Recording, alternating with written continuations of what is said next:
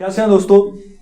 Engineer Mohammad Ali Mirza को कौन नहीं अब जानता। इन्होंने एक भूचाल पैदा कर दिया है ठहरे हुए पानी में। इंजीनियर साहब, आपने ऐसा क्या किया है, आपकी आइडियोलॉजी क्या है कि इसने एक भूचाल पैदा कर दिया है उस सोच में जो बड़े अरसे से हलकोरे ले रही थी, लेकिन उसकी तह में क्या था लोगों को पता नहीं था।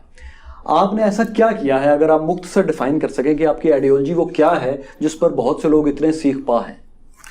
ला हौला वला कुव्वता इल्ला बिल्लाह, अल्लाहुम्मा सल्ली अला मुहम्मद व अला आलि मुहम्मद। फैसल भाई, सबसे पहले तो आपका शुक्रिया कि आपने मेरे मुताल्लिक खुद से कोई मौक़िफ़ कायम करने के मुझसे ही आगे पूछा कि मैंने क्या किया है। अगर इसे मैं एक जुमले में यानी बयान करूँ तो ये है कि truth has been exposed. Okay, हाँ जी, ट्रुथ मैंने एक्सपोज कर दिया जो किताबों में था लेकिन आम आदमी को नहीं पता था। अगर आप रिलीजन के पॉइंट ऑफ व्यू से बात करें तो हमारे जो रिलीजियस लीडर्स थे उन्होंने इग्नोरेंट रखा अवाम को। किताबों वाली बातें उन्होंने बताने की बजाय जो उन्होंने खुद किताबों से समझा था ना, उसे कुरान और सुन्नत कह के समझाना शुरू कर दिया अवाम को। हालांकि वो उनकी इंटरप्रिटेशन थी, ओरिजिनल टेक्स्ट उसको सपोर्ट नहीं करता था। ठीक।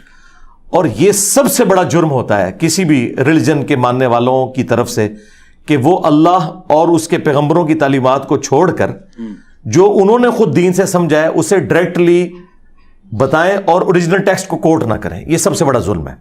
और ये जो मैं जुल्म की बात कर रहा हूं ना, इसको सपोर्टिव एक हदीस है, जामिया तिरमिज़ी के अंदर वो हदीस मौजूद है और मुहद्दिस आज़म सऊदिया शेख नासरुद्दीन अलबानी रहमहुल्लाह ने अपने सिलसिले अहादीस सहीहा में उसे लिया कि सूरह अत-तौबा की आयत नंबर है 31, अऊज़ु बिल्लाहि मिनश शैतानिर रजीम, बिस्मिल्लाहिर रहमानिर रहीम, इत्तखज़ू अहबारहुम व रुहबानहुम अरबाबम मिन दूनिल्लाह। यहूद व नसारा ने अपने उलमा और अपने बुजुर्गों को, सूफियों को, जोगियों को अपना रब मान लिया था अल्लाह के मुकाबिल। अच्छा, ये आयत कुरान की बड़ी एक्स्ट्राऑर्डिनरी आयत है। ठीक है। इस आयत के कॉन्टेक्स्ट में इमाम तिरमिज़ी इस हदीस को लेके आए हैं और शेख अलबानी भी इस हदीस को लेके आए हैं।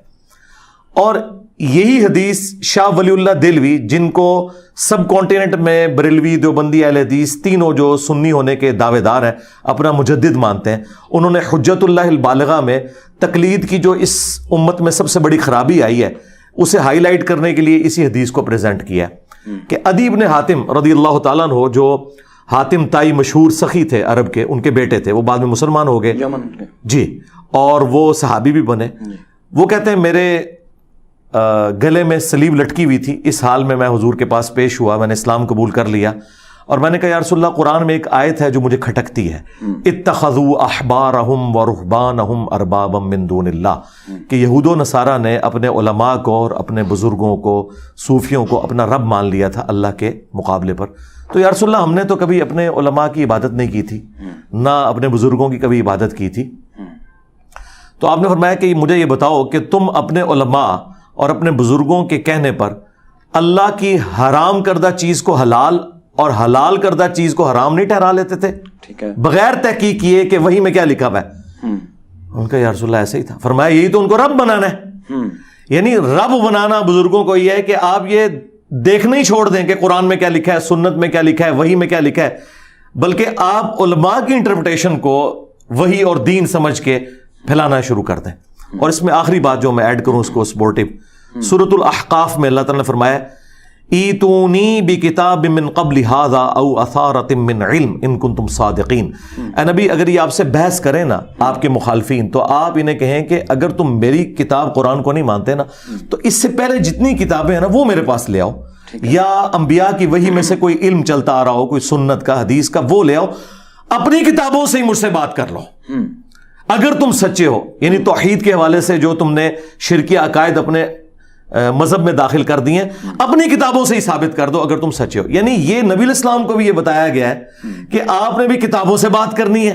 नबी इस्लाम अपने सहाबी से भी कह रहे हैं कि तुमने किताबों से चलना है। इसी को तो हमने अर्ज किया है कि ना मैं वाबी, ना मैं वाबी, मैं हूं मुस्लिम, علمی کتابی، اور مرنے سے پہلے اے مسلمان کر لے اس پہ غور، کتابوں کا خدا اور ہے، بابوں کا خدا اور، اگرچہ بابے بھی اسی خدا کو مانتے ہیں لیکن ان کوالٹیز کے ساتھ نہیں جو وحی کے ذریعے نازل ہوئی ہیں، بلکہ ان کی اپنی ذاتی انٹرپریٹیشن۔ اچھا، جب ہم کتابوں کی بات کرتے ہیں، آپ کہتے ہیں کہ علمی کتابی، اب ظاہر ہے ایک عام مسلمان کے لیے تو ناممکن ہے، زیادہ تر سواد اعظم کے لیے، کہ وہ تمام کتابیں چھان بھٹک کے کسی نتیجے پر پہنچے۔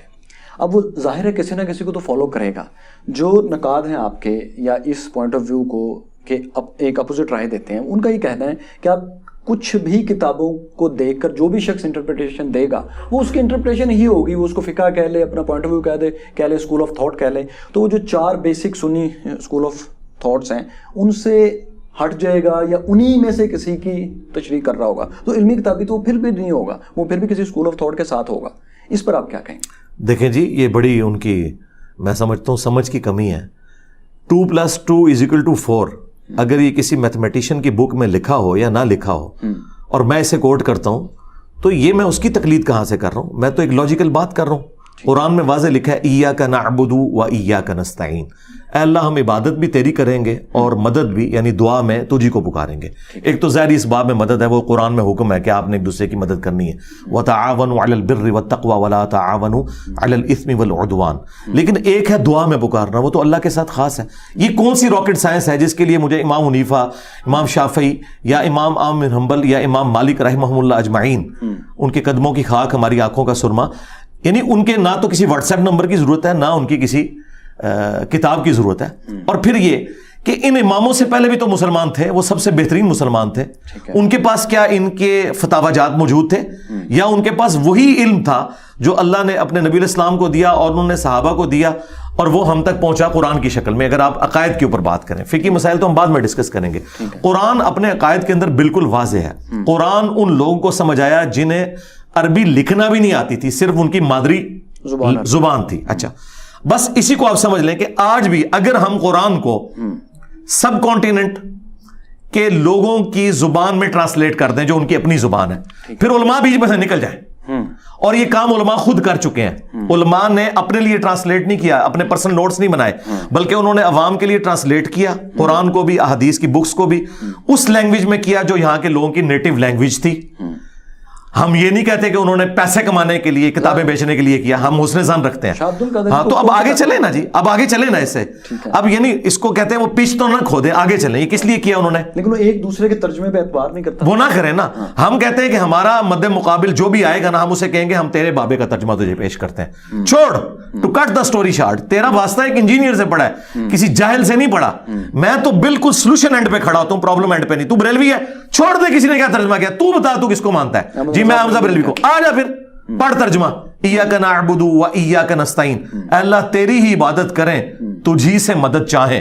اعلیٰ حضرت نے اس کا پرفیکٹ ترجمہ کیا ہے، انہوں نے مستقبل اور حال کو دونوں کو کور کیا کیونکہ یہ مضارع کا صیغہ تھا۔ ویسے اس کا ترجمہ بنتا ہے ہم تیری ہی عبادت کرتے ہیں، تیری ہی عبادت کریں گے، تجھی سے مدد چاہتے ہیں، تجھی سے مدد چاہیں گے۔ عربی میں 2 ٹینس ہیں، فیوچر اور جو پریزنٹ، اس کو ایک ہی صیغہ کور کرتا ہے۔ اعلیٰ حضرت نے اس کو دعا بھی بنا دیا، 3 چیزیں سمو دیں، اے اللہ ہم تیری ہی عبادت کریں، تجھی سے مدد چاہیں۔ اس کے بعد اعلیٰ حضرت احمد بریلوی صاحب اگر خود بابوں کو پکارتے رہے تو ہم کہیں گے کہ حضرت قرآن میں تو آپ نے یہ ترجمہ کیا ہوا تھا، ہم آپ کے ترجمے کو مانیں جو قرآن آپ نے ہماری نیٹو لینگویج میں کنورٹ کر دیا۔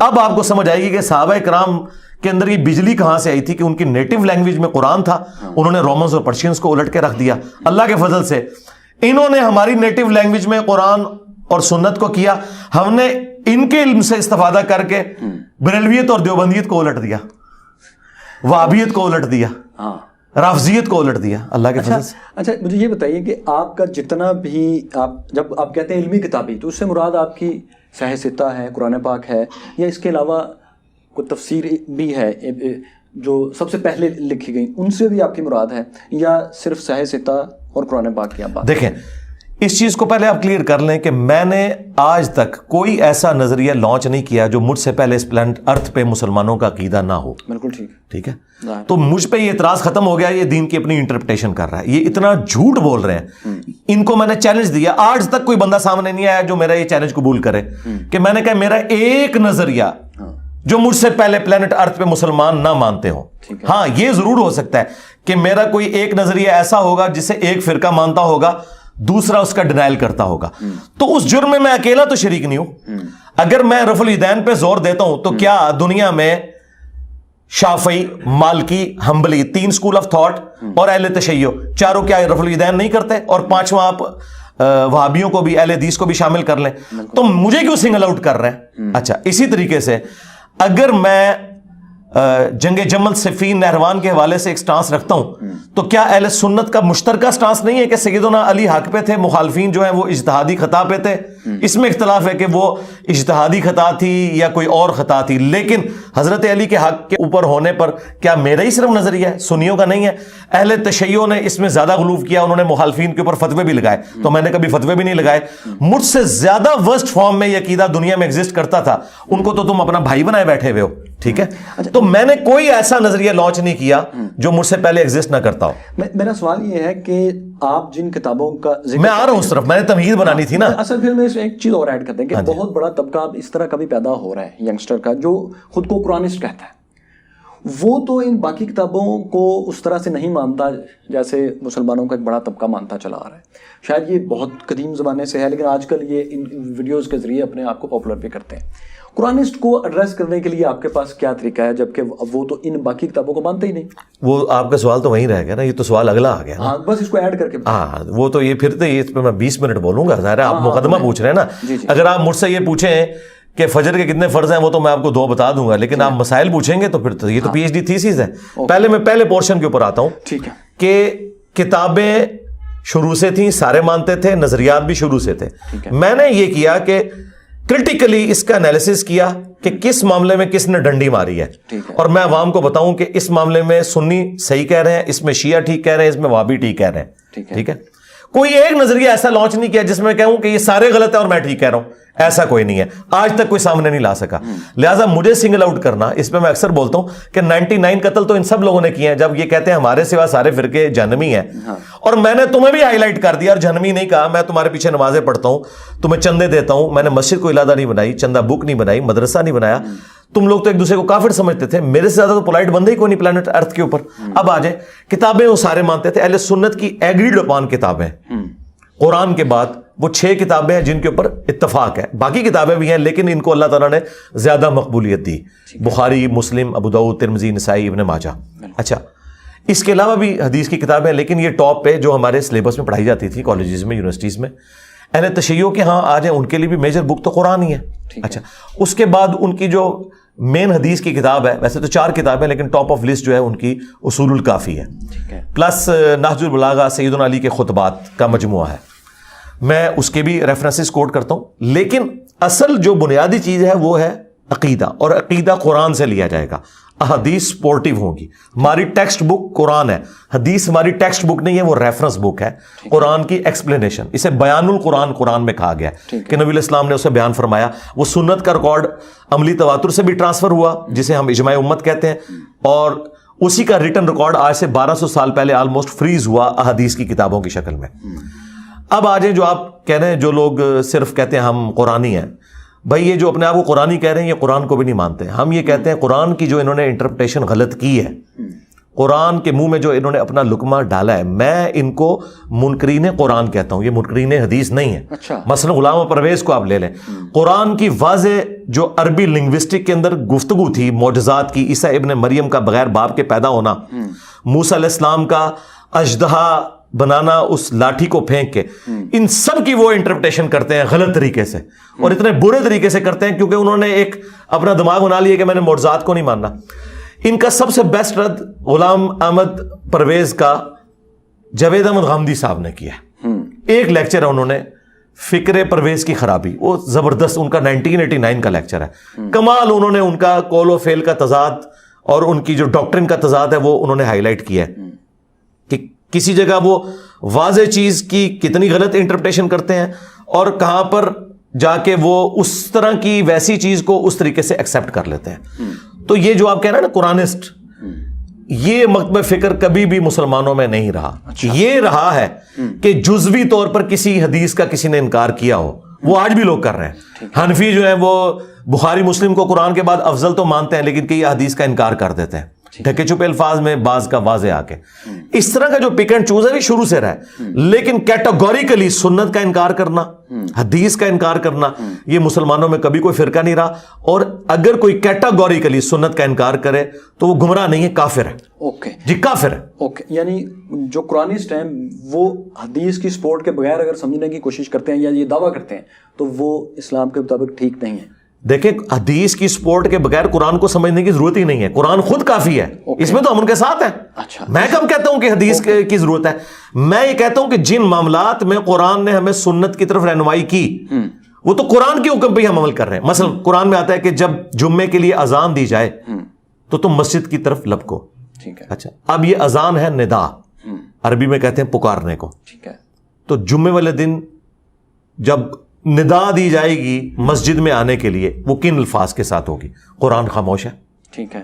وہ کہاں سے آئے گی؟ وہ سنت اور حدیث سے ہمیں پتہ چلی کہ اللہ اکبر اللہ اکبر اللہ اکبر اللہ اکبر. دیکھیں نا، ہاں یہ بات ہے. اس چیز کو سمجھیں.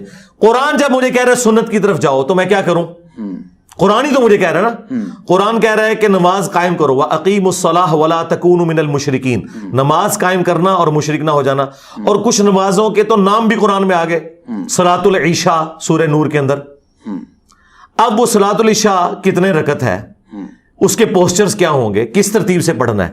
قرآن تو اس سے خالی ہے. اور یہ قرآن کا عیب نہیں ہے. قرآن کا عیب تب ہوتا جب قرآن ہمیں سنت کی طرف نہ دھکیلتا. قرآن نے کہا ہے لَقَدْ كَانَ لَكُمْ فِي رَسُولِ اللَّهِ أُسْوَةٌ حَسَنَةٌ. پھر قرآن اپنے نبی صلی اللہ علیہ وآلہ وسلم کو اللہ تعالیٰ جب ایک ایٹیکیٹس اس حوالے سے ایجوکیٹ کر رہا ہے، ایتونی بکتاب من قبل ھذا او اثارۃ من علم. اے نبی ان سے بحث کرو تو انہیں کہو کہ تم نے اگر قرآن نہیں ماننا نا اپنی کتابیں لے آؤ، او اثارۃ من علم، یا علم کے آثار. ہم یہ پوچھتے ہیں الہامی کتابوں کے پیرلر آثار علم کے وہ کیا ہے؟ کتاب کافی تھا، وہ وہی ہے جسے ہم سنت کہتے ہیں، حدیث کہتے ہیں. لہذا سنت اور حدیث کا انکاری گمراہ نہیں ہے. میں کیٹاگوریکلی آپ کے کیمرے میں کہہ رہا ہوں وہ کافر ہے. اوکے. اچھا، جب یہ یوں نہیں ہوتا کہ عام مسلمان ایک دفعہ پھر اگر ہم اس طرح کی اس کی تشریح کریں تو وہ علماء کی طرف چلا جاتا ہے، اور اس میں پھر وہ علماء بھی آتے ہیں جن کی باقاعدہ دکان ہے کہ اب ظاہر ہے کوئی شخص سنت کو سمجھنے کے لیے قرآن پاک کو کی مکمل، آپ نے کہا کہ سادگی سے تو بالکل سمجھ آ جاتا ہے، لیکن جیسے اذان کی بات کی آپ نے کہ اب وہ کیسے ہوگی، نماز کیسے ہوگی، اس کے لیے وہ 6 کتابیں احادیث کی اور تمام سنت تو کوئی عام مسلمان یاد نہیں کر سکتا. اس کو پھر ایک عالم کی طرف جانا پڑے گا. تو تکمیل کے لیے ایک اچھے مسلمان، مکمل مسلمان کے لیے لا محالہ ایک عام انسان کو عالم کی طرف ہی جانا پڑتا ہے، جس میں کہ پھر دکاندار علماء کی دکانداری پھر وہاں پر چل پڑتی ہے. یہ پرانی بات ہے، یہ دیکھیں لکھا ہوا ہے اس میں. ہاں، فرقوں کی دکانیں بند، the damage has been done. Okay. ہاں یہ تو دکانیں بند ہو چکی ہیں. ہاں اب آ جائیں آپ اس طرف. ہم کب کہہ رہے ہیں کہ علماء کے پاس نہ جائیں؟ میں ہی پلانٹ ارتھ پہ واحد بندہ ہوں جو کہتا ہوں سارے علماء کے پاس جاؤ اور ان سے یہ جا کے پوچھو کہ ٹیکسٹ بکس کیا کہہ رہی ہیں، مجھے دکھاؤ، اپنا ترجمہ دکھا دو. اگر ان کو عربی نہیں نہ آتی عوام کو تو اپنے بڑے علماء کا، یعنی تقی عثمانی صاحب یہ جرت کریں گے کہ میرا ترجمہ قرآن کا اشرف تھانوی سے بہتر ہے؟ کیا ڈاکٹر طاہر القادری صاحب جرت کریں گے کہ میرا ترجمہ احمد صاحب ریلوی سے بہتر ہے؟ کبھی کوئی جرت نہیں کر سکتا. اپنے بڑوں کے ترجمے دکھاؤ اور بتاؤ جو انہوں نے ترجمہ کیا ہے قرآن کا اور سنت کا، حدیث کا، اور تم کیا بات کر رہے ہو. ان کے پاس جب لوگ جاتے ہیں تو ان سے ان کی رائے پوچھتے ہیں، یہاں سے خرابی شروع ہوتی ہے. ان سے جا کے رائے کی بجائے آپ ان کی کتابیں کھلوا لیں نا، جو گالیاں یہ مجھے دے رہے ہیں وہ آپ کو بھی دینا شروع کر دیں گے. اصل جھگڑا یہ ہے.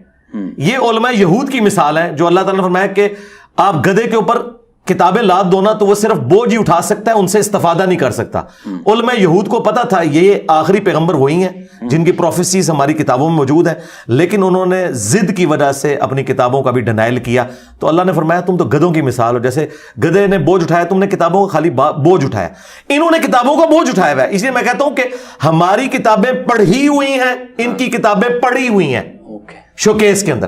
تو ان سے کہیں کہ بتاؤ کیا لکھا ہوا ہے. میں کہتا ہوں آپ جس فرقے کے پاس جائیں گے نا ادھر ہی آپ کو میری بات کا جواب مل جائے گا، دوسرے کے پاس جانے کی ضرورت نہیں. اور دوسری بات میں کہتا ہوں ایک بندہ اگر کوئی بات دکھا دیتا ہے نا اس پہ ریلائی نہ کریں، دوسرے کے پاس بھی جائیں، تیسرے کے پاس بھی، لیکن سب سے ریفرنس مانگیں.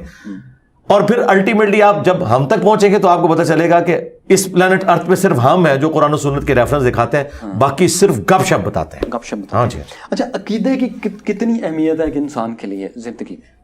عقیدہ یعنی آپ عقیدہ توحید. ہاں جی، آپ اپنے لیکچرز میں بتاتے ہیں نا کہ عقیدہ ٹھیک ہونا بہت ضروری ہے. ہاں جی. تو اس کی کتنی اہمیت؟ جی، عقیدے کے بغیر تو انسان مسلمان ہی نہیں ہے. مسلمانوں کے بنیادی 3 عقائد ہیں: عقیدہ توحید، عقیدہ رسالت، اسی کی پھر کورولری ہے ختم نبوت اور باقی ساری چیزیں، اور عقیدہ رسالت. یہ 3 بنیادی عقائد ہیں، باقی ساری اس کی کورولریز ہیں. یعنی عقیدہ توحید کی جب ہم بات کرتے ہیں نا اللہ کی ذات سے متعلق، تو پھر جتنی چیزیں ہیں اللہ کی ساری کوالٹیز اس میں شامل ہیں. پھر جو فرشتوں پہ ایمان لانا وہ اللہ تعالیٰ کی مخلوقات ہیں وہ اس میں شامل ہیں.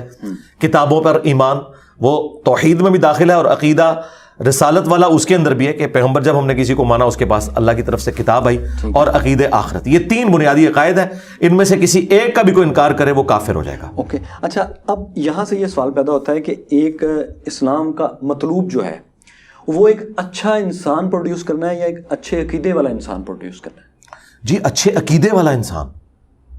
جب تک عقیدہ نہیں ہوگا تو وہ کیسے اچھا انسان بن سکتا ہے؟ دیکھیں، امریکہ میں 1 منٹ کے لیے بجلی بند ہو جائے، سٹورز پہ کیا ہوتا ہے؟ ہمارے ملکوں میں تو بھوک پڑی ہوئی ہے، یہاں تو وہ کچھ نہیں ہوتا. چیک ہے نا گاڈ کا. دنیا میں بنائے ہوئے قوانین بھی، ایون اسلامی شریعت کے قوانین بھی ایسے ہیں جن میں لوپ ہولز موجود ہیں. وہ اللہ تعالیٰ نے اسی لیے رکھے ہیں تاکہ اس کے اوپر چیک جو ہے وہ اللہ کی ذات ہے. مثلا قرآن میں آیا کہ آپ 1 دفعہ طلاق دے کے بیوی کی طرف رجوع لا سکتے ہیں، 2 دفعہ بھی، تیسری دفعہ نہیں لا سکتے. لیکن ساتھ ہی اللہ نے کہا ہے کہ اگر تمہارا ارادہ ہے نا بیوی چھوڑنے کا، پھر اسے ذلیل کرنے کی نیت سے یہ نہ کرو کہ طلاق دی پھر 90 دن سے 1 دن پہلے رجوع کر لیا. اب اس کے اوپر کیا جوڈیشری چیک رکھ سکتی ہے؟ نہیں. اس کے اوپر چیک کیا ہوگا؟ اللہ کی ذات کے مجھے اللہ دیکھ رہا ہے. جوڈیشری تو کہ وہ تو کہے گا میرا رائٹ ہے، میں 80 دن کے بعد رجوع کر رہا ہوں، مجھے کوئی عدالت نہیں روک سکتی. لیکن رجوع کرنے والے کو تو پتا ہے میں اسے اب رجوع کر کے ذلیل کر کے پھر 80 دن کے لیے ذلیل کروں گا. استعمال کر رہا ہوں. ہاں، تو یاد رکھیے گا، چاہے وہ خدائی قوانین ہو چاہے انسانوں کے بنائے ہوئے قوانین، جب تک ان کے اوپر چیک، خوف خدا، accountability of the day of judgment نہیں آتا نا، پرفیکٹ نہیں ہو سکتے وہ. لیکن اس کے باوجود ہم دنیا میں بہت سے لوگوں کو دیکھتے ہیں، جو کہ حقیقت ہے کہ بہت سے لوگ کسی بھی عقیدے سے واقف نہیں ہیں، لیکن اس کے باوجود وہ دنیا کے لیے ایک اچھے انسان ثابت ہوتے ہیں. تو وہ ایک بغیر عقیدے کے ایک انسان کا اچھا ہونا اور عقیدے کے ساتھ اچھا ہونا، اس میں سے اسلام کا مطبع نظر کیا ہے؟ یہ آپ کا تو موقف ہے نا کہ وہ عقیدے کے بغیر ہے. میں آپ کو بتاؤں وہ عقیدے کے ساتھ ہیں. مجھے دنیا میں ایک مورل لا بتائیں جو انسانوں نے بنایا ہو. یہ سارے کے سارے مورل لاز ڈیرائیوڈ ہیں الہامی کتابوں سے. ایون آپ کی ٹرمینالوجیز جو یوز کر رہے ہیں نا، وہ ساری کی ساری ریلیجس کتابوں کی ٹرمینالوجیز ہیں. سوڈومی یعنی جو مرد کا مرد کے ساتھ کرنا، یہ سدوم بستی تھی، اسے سوڈومی بنا. تو یہ کیا تعارف ہے؟ تورات کھولیں، قرآن کھولیں، لوط علیہ السلام کی وہ بستی کا نام تھا جہاں پہ مرد مرد سے بدفعلی کرتے تھے. یہ ٹرم آ گئی سوڈومی. تو آپ کو میں نے ایک چھوٹی سی مثال دی ہے جو بڑی ایک تھوڑی سخت بھی مثال ہو جائے گی شاید کیمرے کے پوائنٹ آف ویو سے، لیکن میں آپ کو بتا رہا ہوں جتنے مورل لاز ہیں نا، آپ انہیں ڈیپ ڈگ کریں نا، وہ ڈیرائیوڈ ہیں الہامی کتابوں سے. انسانوں نے صرف ٹریفک کے قوانین بنائے ہیں، ٹھیک ہے؟ ہاں، ظاہر ہے آپ مورل لاز جتنے بتائیں یہ ڈیپ ڈگ کریں. انسانیت نے ٹھوکریں کھا کے جو کچھ سیکھا ہے نا، مذہب نے آپ کو پہلے دن وہ ساری چیزیں بتائی تھی، لیکن یہ ہے کہ مذہبی لوگوں نے اسے اڈاپٹ نہیں کیا. میں یعنی کہ ماڈرن ڈیموکریسی کو، جس میں حلال اور حرام کا فیصلہ کثرت رائے سے نہ ہو، حلال کے اندر اندر کثرت رائے سے ہو، اس کو خلافت راشدہ کی ماڈرن فارم سمجھتا ہوں. نبی علیہ السلام نے اپنے ڈیسیژن واپس لیے ہیں میجورٹی صحابہ کی رائے دیکھتے ہوئے کہ یار زیادہ کا یہ موقف ہے، اگرچہ بعض اوقات اس کا نقصان بھی اٹھانا پڑا، لیکن آپ ان فیصلوں کے ساتھ کھڑے ہوئے. میں ڈیموکریسی کو، جو اسلامک ڈیموکریسی ہے، ویسٹرن ڈیموکریسی کی بات نہیں کر رہا، جہاں حلال کا فیصلہ آپ کثرت رائے سے کریں، اسے خلافت راشدہ کی اسلامک گورنمنٹ کی ماڈرن فارم سمجھتا ہوں. یہی تھا. اب انسان نے ٹھوکریں کھا کھا کے سیکھا کہ ملوکیت غلط ہے. امپائرز کے خلاف اعلان حق کس نے بلند کیا؟ میرے بھائی، اسلام کے آنے سے پہلے، اسلام تو خیر حضرت آدم علیہ السلام کے زمانے سے، یعنی ہمارے نبی نے جو اسے ایپیکس پہ پہنچایا، آپ علیہ السلام سے پہلے جو بادشاہ کا دین تھا وہ رعایا پہ فرض ہوتا تھا. اگر رعایا وہ دین نہ اڈاپٹ کرے وہ قتل ہو جاتی تھی. یہی تھا نا، one king, one religion, one army. ہاں جی. اب مجھے یہ بتائیے، یہ کرسچینٹی کیا تبلیغ سے پھیلی ہے؟ یہ ایک کانسٹنٹائن II جو ایک بادشاہ تھا رومن امپائر کا, وہ اس نے کرسچینٹی اڈاپٹ کر لی, پوری رعایا کرسچن ہو گئی. قسطنطنیہ اسی کے نام پہ وہ سٹی ہے. اچھا, اسلام نے, یعنی نبی الاسلام کی میں اسپیسیفکلی بات کر رہا ہوں, یہ دور جدید کا خالق ہے, کہ جس نے کہا کہ رعایا کا دین بھی الگ ہو سکتا ہے, آپ کا رائٹ ہے کہ آپ فریڈم آف ایکسپریشن بھی رکھ سکتے ہیں, آپ اپنے عقائد بھی رکھیں گے, سب کچھ رکھیں گے. اسلام نے اجازت دی. یروشلم کو انٹرنیشنل سٹی سیدنا عمر نے فتح کرنے کے بعد ڈکلیئر کیا, ورنہ کرسچنز تو وہاں گھسنے نہیں دیتے تھے جیوز کو. ٹھیک ہے, تو اسلام نے فریڈم آف ایکسپریشن دیا کہ بادشاہ اور رعایا کا دین الگ ہو سکتا ہے. لیکن اس فریڈم آف ایکسپریشن کو تلوار کے زور پہ اسلام نے حاصل کیا. ہمیں یہ کوئی یار نہیں ہے یہ بات کہنے میں. ظاہر ہے جب بدماش کو اکھاڑنا ہوگا تو طارق جمید صاحب یا غامدی صاحب کی باتیں نہیں وہ سنے گا, یا تو انجینئر صاحب کا اگریسو سٹائل ہوگا جو بجلی مار دے گا, یا پھر آپ کو ہاتھ میں اسلحہ اٹھانا پڑے گا جس طرح صحابہ کرام نے اٹھایا. ٹھیک ہے نا, تو وہ انہوں نے بدماشوں کو اکھاڑنے کے لیے اسلام نے فریڈم آف ایکسپریشن حاصل کرنے کے لیے رومنز اور پرشینز کو اکھاڑا. اور آج دیکھ لیں ختم ہو گیا نا, نبی اسلام کی پیشگوئی تھی بخاری مسلم میں کہ رومنز اکھاڑے جائیں گے, پھر قیامت تک کوئی رومن امپائر نہیں ہوگا, کوئی ایمپرر نہیں ہوگا, پرشین اکھاڑے جائیں گے. اور اب تو ماشاءاللہ آپ دیکھ لیں کنٹریز ہیں ختم ہوگی ساری کی ساری امپائرز. اچھا, سویلائزیشنز جب قائم ہونا سٹارٹ ہوئیں اور ایک سے زیادہ خاندانوں اور قبیلوں نے ایک جگہ پر رہنا شروع کیا, تو ہم یہ نہیں دیکھتے کہ وہاں جو مورالٹی کے اصول آج ہم اپنائے ہوئے ہیں یہ وہ بقائے باہمی کے اصول ہیں جو لوگوں نے اکٹھے رہنے کے بعد سیکھے کہ اگر میں اس کی دولت چھینوں گا, اس کو تھپڑ ماروں گا, تو یہ بھی پھر مجھے مارنے آئیں گے, لہٰذا ہمیں ایک دوسرے کی رسپیکٹ کرنی چاہیے. کیا اس انٹرپریٹیشن کو جو بہت سے ہسٹورین کرتے ہیں کہ ہم نے مورل لاز سویلائزیشن میں اس وقت لیے جب ہم نے اکٹھے رہنا شروع کیا, اس پہ آپ کیا کہیں گے؟ ٹھیک ہے نا جی, دیکھیں اس انسانوں کو اللہ تعالیٰ نے ایجوکیٹ کیا نا. وَإِن مِّن أُمَّةٍ إِلَّا خَلَا فِيهَا نَذِيرٌ, کوئی امت ایسی نہیں گزری اللہ تعالیٰ فرماتا ہے جس میں ہم نے ڈر سنانے والا نہ بھیجا ہو. قرآن میں ہے کہ چند انبیاء کا ذکر آپ سے کیا, اکثر کا نہیں کیا. تو ہم یہ کہتے ہیں وہ جو قبائل اکٹھے ہو کے رہتے تھے ان میں پیغمبر بھی آتے تھے. یہ کیٹاگوریکل ڈینائی کس طرح کر سکتے ہیں؟ پرشینس, رومنس, آپ ان کی اگر ہسٹری اٹھا کے دیکھتے ہیں تو ہمیں تو اس وقت کی نون ہسٹری پتا ہے نا جب یہ ایک سویلائزیشن بن گئے, جب تحریر آئی تب ہمیں پتا, اس سے پیچھے کا اس سے پہلے تو نہیں پتا. ہاں, یہ جو ہم ایک دوسرے کے ساتھ بیٹھ کے چیزیں سیکھتے تھے, اخلاقی حص ہمارے اندر, ہماری جبلت میں, انسٹنکٹ میں اللہ نے رکھی ہوئی ہے نا.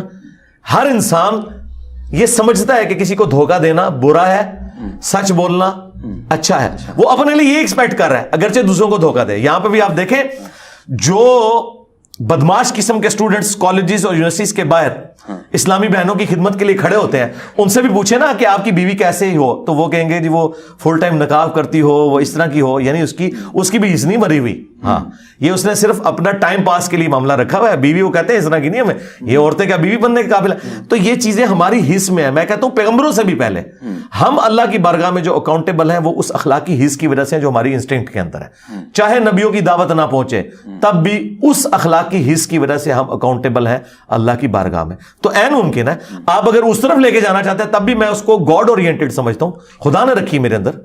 ہاں جی, فَأَلْهَمَهَا فُجُورَهَا وَتَقْوَاهَا, الہام کی گئی. جی وہ ہر انسان کو کی. اچھا, مجھے یہ بتائیے کہ ہم یہ اکثر علماء سے اور آپ جیسے لوگوں سے بات سنتے ہیں کہ مختلف فرقے جو ہیں مسلمانوں میں تفریق کا باعث ہے. اچھا, اگر یہ مختلف فرقے اپنے مختلف عقائد کے ساتھ پیسفلی رہتے رہیں تو کیا یہ قبول صورت ہے یا ان کو کسی ایک پوائنٹ آف ویو پر آنا چاہیے؟ آپ کا موقف کیا؟ میرا موقف یہ ہے کہ کبھی بھی نہیں ایک پوائنٹ آف ویو پہ آ سکتے سوائے اس کے کہ پیغمبر دنیا میں موجود ہوں. دیکھیں پیغمبر جب دنیا میں موجود ہے نا, پھر جو ان کے فالوورز ہیں نا ان کا تو عقیدہ ایک ہوگا, کیونکہ پیغمبر سے اختلاف تو سیدھا سیدھا کفر ہے. ٹھیک ہے, پیغمبر جب دنیا میں موجود نہیں ہے نا تو صحابہ کرام کی بھی کسی معاملے میں ایک رائے نہیں ہو سکی. کئی معاملات کے اندر ان کی آپس میں بحثیں ہوئی, پھر کسی رزلٹ پہ پہنچے, بعض اوقات نہیں بھی پہنچے, جنگوں تک نوبت آئی. یہ ہو ہی نہیں سکتا. وہ ایک ہی شخص ہے جس کی قبر مدینے میں ہے اس امت کے پوائنٹ آف ویو سے, کہ جس پہ امت اکٹھی ہو سکتی ہے. امت سیدنا ابوبکر پہ بھی اکٹھی نہیں ہو سکتی, شیعہ نہیں مانیں گے. اس لیے ہم کہتے ہیں کہ شخصیات کی بجائے جس کو اللہ نے آپ کا امام بنا کے بھیجا ہے آپ اس کے اوپر امت کو اکٹھا کریں, وہ پیغمبر ہے. یہ اسکول آف تھاٹ ہمیشہ رہیں گے. ہمارا رویہ یہ ہونا چاہیے کہ ہم علمی اختلاف رکھیں, لوگوں کو علمی طریقے سے قائل کریں کہ یہ موقف صحیح ہے, یہ موقف جو تم نے اڈاپٹ کیا یہ غلط ہے, اس سے پیچھے ہٹ جاؤ. بس اس سے زیادہ تو پیغمبر کی ذمہ داری نہیں ہے. یعنی کیا پیغمبر نے دنیا سے سارے کافر ختم کر دیے؟ نہیں, پوائنٹ آف ویو رکھا ہے اپنا. کافر تو جو مقابلے میں ہیں ان کے ساتھ ایز اے لاس ازار لڑنا پڑا. اور قرآن پاک میں بھی نبی پاک سے یہ کہا گیا ہے کہ آپ ہلکان نہ ہوں. آپ سرکار اس سے بڑھ کر اے نبی آپ سے نہیں پوچھیں گے لوگ جہنم میں کیوں چلے گئے. یعنی یہ تو بہت بڑی بات تھی نا کہ آپ کو ہم نے پیغمبر بنا کے بھیجا ہے, اس کے باوجود لوگ جہنم میں جا رہے ہیں, تو آپ سے نہیں پوچھیں گے. آپ کا کام ہے وما علینا الا البلاغ. تم اپنے آپ کو ہلاک کر لو گے اس غم سے. فلعلک باخع نفسک علی آثارہم ان لم یؤمنوا بہذا الحدیث اسفا, کہ لوگ اس قرآن پر ایمان نہیں لاتے, آپ اپنے آپ کو ہلاک کر لیں گے. طٰہ ما انزلنا علیک القرآن لتشقى, ہم نے قرآن اس لیے نازل نہیں کیا کہ آپ مشقت میں پڑھ لیں.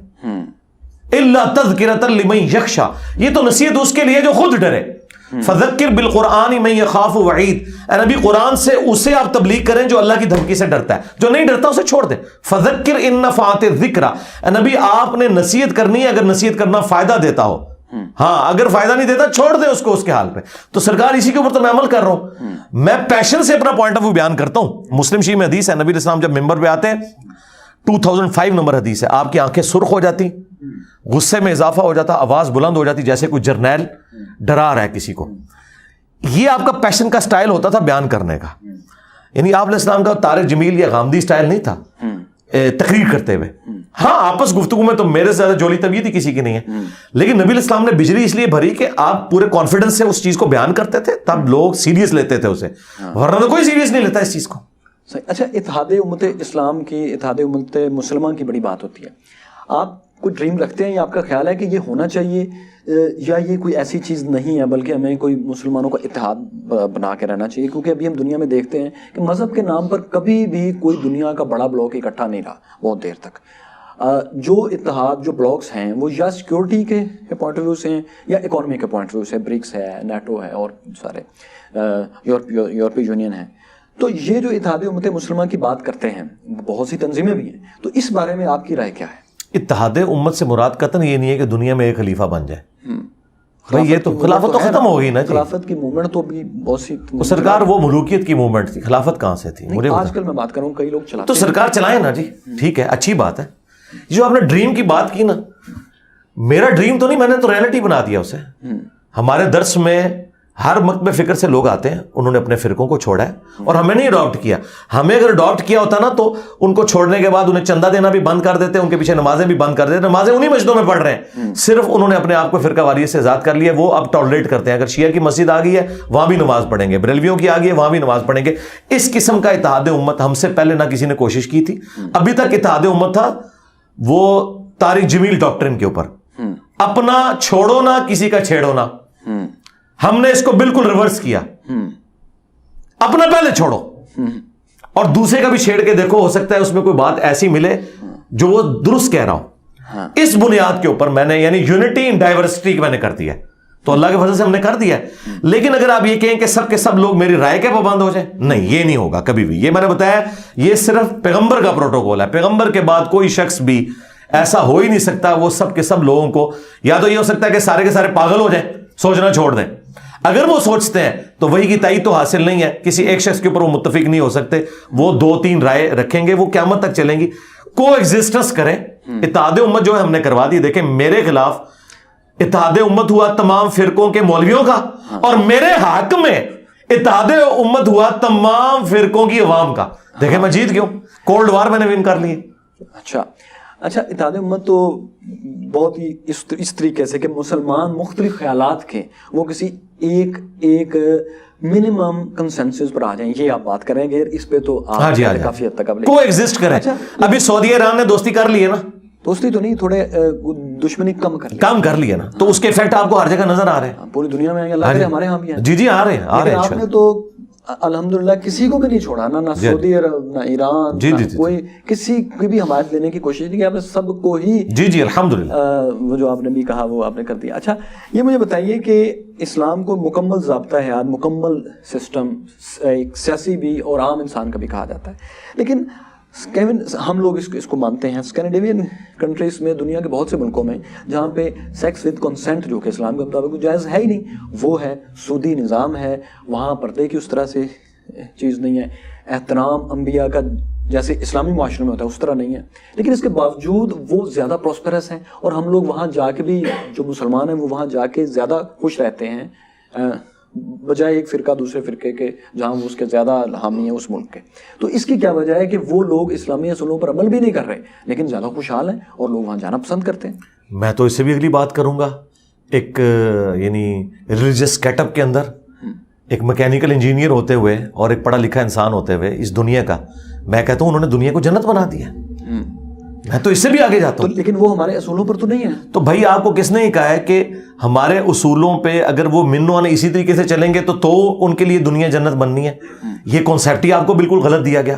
صحیح مسلم میں حدیث ہے کہ دنیا مومن کے لیے قید خانہ ہے اور کافر کے لیے جنت ہے. دنیا میں آپ ایمانداری کے ساتھ جو مورل لاز ہیں یا بنائے ہوئے انسانی قوانین بھی ہیں، اگر ایمانداری کے ساتھ ان کو بھی اگر آپ پریکٹس کرنا شروع کریں نا تو اس کی برکات دیکھ لیں گے.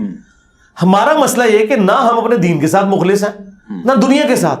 اس میں ریلیجن کا کوئی قصور نہیں ہے. کب انہوں نے فالو کیا؟ ورنہ مجھے بتائیں اس وقت دبئی کو اگر آپ دیکھیں تو امن کی صورتحال میں دیکھیں، اکانومی کے پوائنٹ آف ویو سے وہ تو پھر اسلامی ملک ہے. وہاں کیا ہو گیا؟ اس کی وجہ یہ ہے کہ انہوں نے مولویوں کو اٹھا کے نا ویٹیکن سٹی میں بٹھا دیا. جب تک ہم اپنے مولویوں کے لیے کوئی ویٹیکن سٹی نہیں بناتے نا، ان کے شر سے اس امت کو نہیں چھٹکارا دیتے، اس وقت تک آپ کا کچھ نہیں ہونا.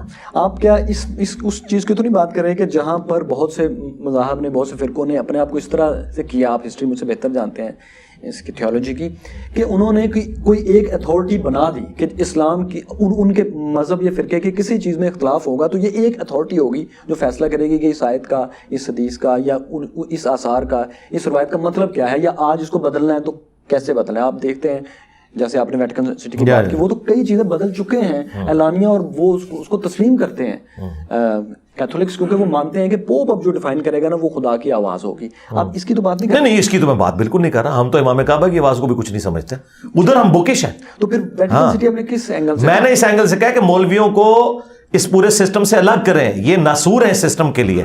انہوں نے ہمارے مذہب کا حلیہ بگاڑ دیا، ہماری معاشرت کا. ریاست کے کنٹرول میں ہوں آپ کہہ رہے ہیں؟ جی ریاست کے کنٹرول میں ہے. ان کو آزادی نہ ہو جو انہوں نے یہ اپنی مرضی کا دین لوگوں کو بتا رہے ہیں، بکش دین بتائیں نا تو سکون آ جائے گا دنیا کے اندر. ویٹیکن سٹی میں نے اس پوائنٹ آف ویو سے یہ نہیں کیا کہ میں وہ پاپائیت کو مانتا ہوں. بھائی آلریڈی آپ مجھے بتائیں سب سے بڑا مکتب فکر سب کانٹیننٹ میں بریلویت ہے. وہ تو امام کعبہ کو کافر سمجھتے ہیں. ٹھیک ہے، یعنی کوئی فتویٰ تو نہیں میرے خیال. جی وہ کہتے ہیں حج موقوف ہے. اچھا جی نجدی کہتے ہیں انہیں سب کچھ. یہ تو ایک اتنا بڑا یونیورسل ٹروتھ ہے کہ بتانے کی بھی ضرورت نہیں ہے. وہ کافر سمجھتے ہیں انہیں، بالکل ان کے پیچھے نماز پڑھنے کے قائل نہیں ہے. اس کی وجہ ہے کہ احمد بریلوی صاحب ان کو ساروں کو نکال گئے ہیں اسلام سے. ان کے نزدیک محمد بن عبد الوہاب صاحب مجدد ہیں، جس کی وجہ سے وہابی فرقہ ہے. اور احمد بریلوی صاحب جو ہے محمد بن عبد الوہاب کو جو ہے کافر سمجھتے ہیں، شیطان کا سینگ سمجھتے ہیں. وہ کہتے ہیں اسماعیل دیلوی نے جتنی یہاں پہ خباثت کی ہے یہ اس سے متاثر ہو کے کی ہوئی ہے. ٹھیک ہے نا، تو کتنا بڑا فرق ہے. اور دیوبند اور بریلویوں کے جو مشترکہ بزرگ ہیں، ابن عابدین شامی جس نے فتاوی شامی لکھا جسے رد المختار کہتے ہیں، اس نے لکھا ہے کہ محمد بن عبد الوہاب اور اس کے پیروکار خوارج کی جماعت ہے. یعنی دیوبند اور بریلوی دونوں کے نزدیک اہل حدیث خارجی ہیں. تو یہ تو پھر امام احمد بن حنبل اور ابن تیمیہ کی ہی روایات کو وہ کہتے ہیں کہ ان کو چھوڑ چکے ہیں. وہ انہوں نے لکھا ہے کہ یہ احمد بن حنبل اور ابن تیمیہ کا نام لے کر سامنے آئے تھے لیکن یہ اس کو چھوڑ چکے ہیں. ہاں وہ احمد بن حنبل کی رسپیکٹ کرتے ہیں، ابن تیمیہ کی تو نہیں کرتے لیکن احمد بن حنبل کی کرتے ہیں رسپیکٹ. اوکے، یہ تو اپنی لڑی جہاں تک جوڑتے ہیں یہ بیچ میں سے اس کا ظاہر ہے جی. سرکار جب ان کو یہ حق حاصل ہے کہ یہ اپنے بزرگوں کی لکھی ہوئی کتابیں بیان کر کے لڑی اپنی ابن مسعود کے ساتھ جوڑ رہے ہیں. ابن مسعود نے تو کہیں نہیں لکھا تھا کہ رسول اللہ کی قبر اللہ کے عرش سے افضل ہے. ابن مسعود نے تو کہیں نہیں لکھا تھا کہ ہم بزرگوں کے قبروں اور سینوں سے فیض لینے کے قائل ہیں. ابن مسعود نے تو نہیں لکھا تھا کہیں پہ کہ جی جو ہے بزرگ قبروں سے نکل کے بھی آ کے بات چیت کر لیتے ہیں. یہ تو سب کچھ دیوبند، بریلوی، المہند اور اسام الارمین میں یہ ساری جو ہے خرافات لکھی گئی ہیں نا. یہ تو ان کی طرف تو خامخواہ انہوں نے منسوب کیا ہوا اپنے آپ کو. اچھا، یہ بہت زیادہ مسئلہ جو فرقوں کے درمیان اور یہ جو ساری نفرت پیدا ہوئی ہے، یہ کیا اس کی ایک وجہ یہ بھی نہیں ہے کہ ہم بچپن میں ہی، اب تو یہ بہت رواج سیاست میں بھی آ گیا ہے کہ ابھی 5 سال کی عمر تک بچہ پہنچتا نہیں ہے لیکن ابھی وہ ان لوگوں سے ملا نہیں ہوتا جن کے بارے میں ہم اس کو نفرت سکھا دیتے ہیں. جی ایسے ہی ہے. وہ مذہب، مختلف مذہب کو، خاص طور پہ ہندو، یہودی کو تو 5 سال کی عمر تک بتا دیتے ہیں کہ آپ نے اس سے نفرت کرنی ہے. اور بہت سے لوگ اب سیاستدانوں کے بارے میں بھی بتاتے ہیں اور بہت سے مختلف فرقوں کے بارے میں بھی بتا دیتے ہیں کہ اس سے آپ نے نفرت کرنی ہے. یہ کچے ذہن میں یہ جو نفرت بھری جاتی ہے، بجائے اس کے کہ آپ اپنے بات سمجھائیں یا اس کو ذہن کو کریٹیکل تھنکنگ سکھائیں یا اس کو محبت کرنا سکھائیں. یہ جو نفرت بھری جاتی ہے صحیح یا غلط آپ کے خیال میں اس کی اہمیت کیا ہے جو چیزیں آج ہم بھگت رہے ہیں اس میں؟ یہ ساری وجہ یہ ہے, یہی تو میں کہہ رہا ہوں. ہمارے ماں باپ ان کا کہنا یہ ہے کہ ہم اس لیے بچوں کو بتاتے ہیں کہ یہ کل. جی میں آپ کو بتاتا ہوں, ہمارے آباء و اجداد کے مینٹل ماڈلز, جیسے وہ شاہ دولہ کی چوئی ہے نا, وہ شروع میں وہ ایک اوپر لوہے کا ایک ان کے اوپر چڑھا دیتے ہیں, یہ گجرات شہر میں, تو وہ ان کے سر آپ کو پچکے ہوئے نظر آتے ہیں. ہمارے سارے آباء و اجداد کو انہوں نے شاہ دولے کی چوئی بنا دیا. ٹھیک ہے, مینٹل ماڈل اسی عمر میں بن جاتے ہیں. اب آپ کو ریولوشن جو نظر آ رہی ہے نا کہ میں نے آ کے وہ خول توڑے ہیں, اس کا کریڈٹ سب سے زیادہ میں دنیاوی تعلیم کو دیتا ہوں.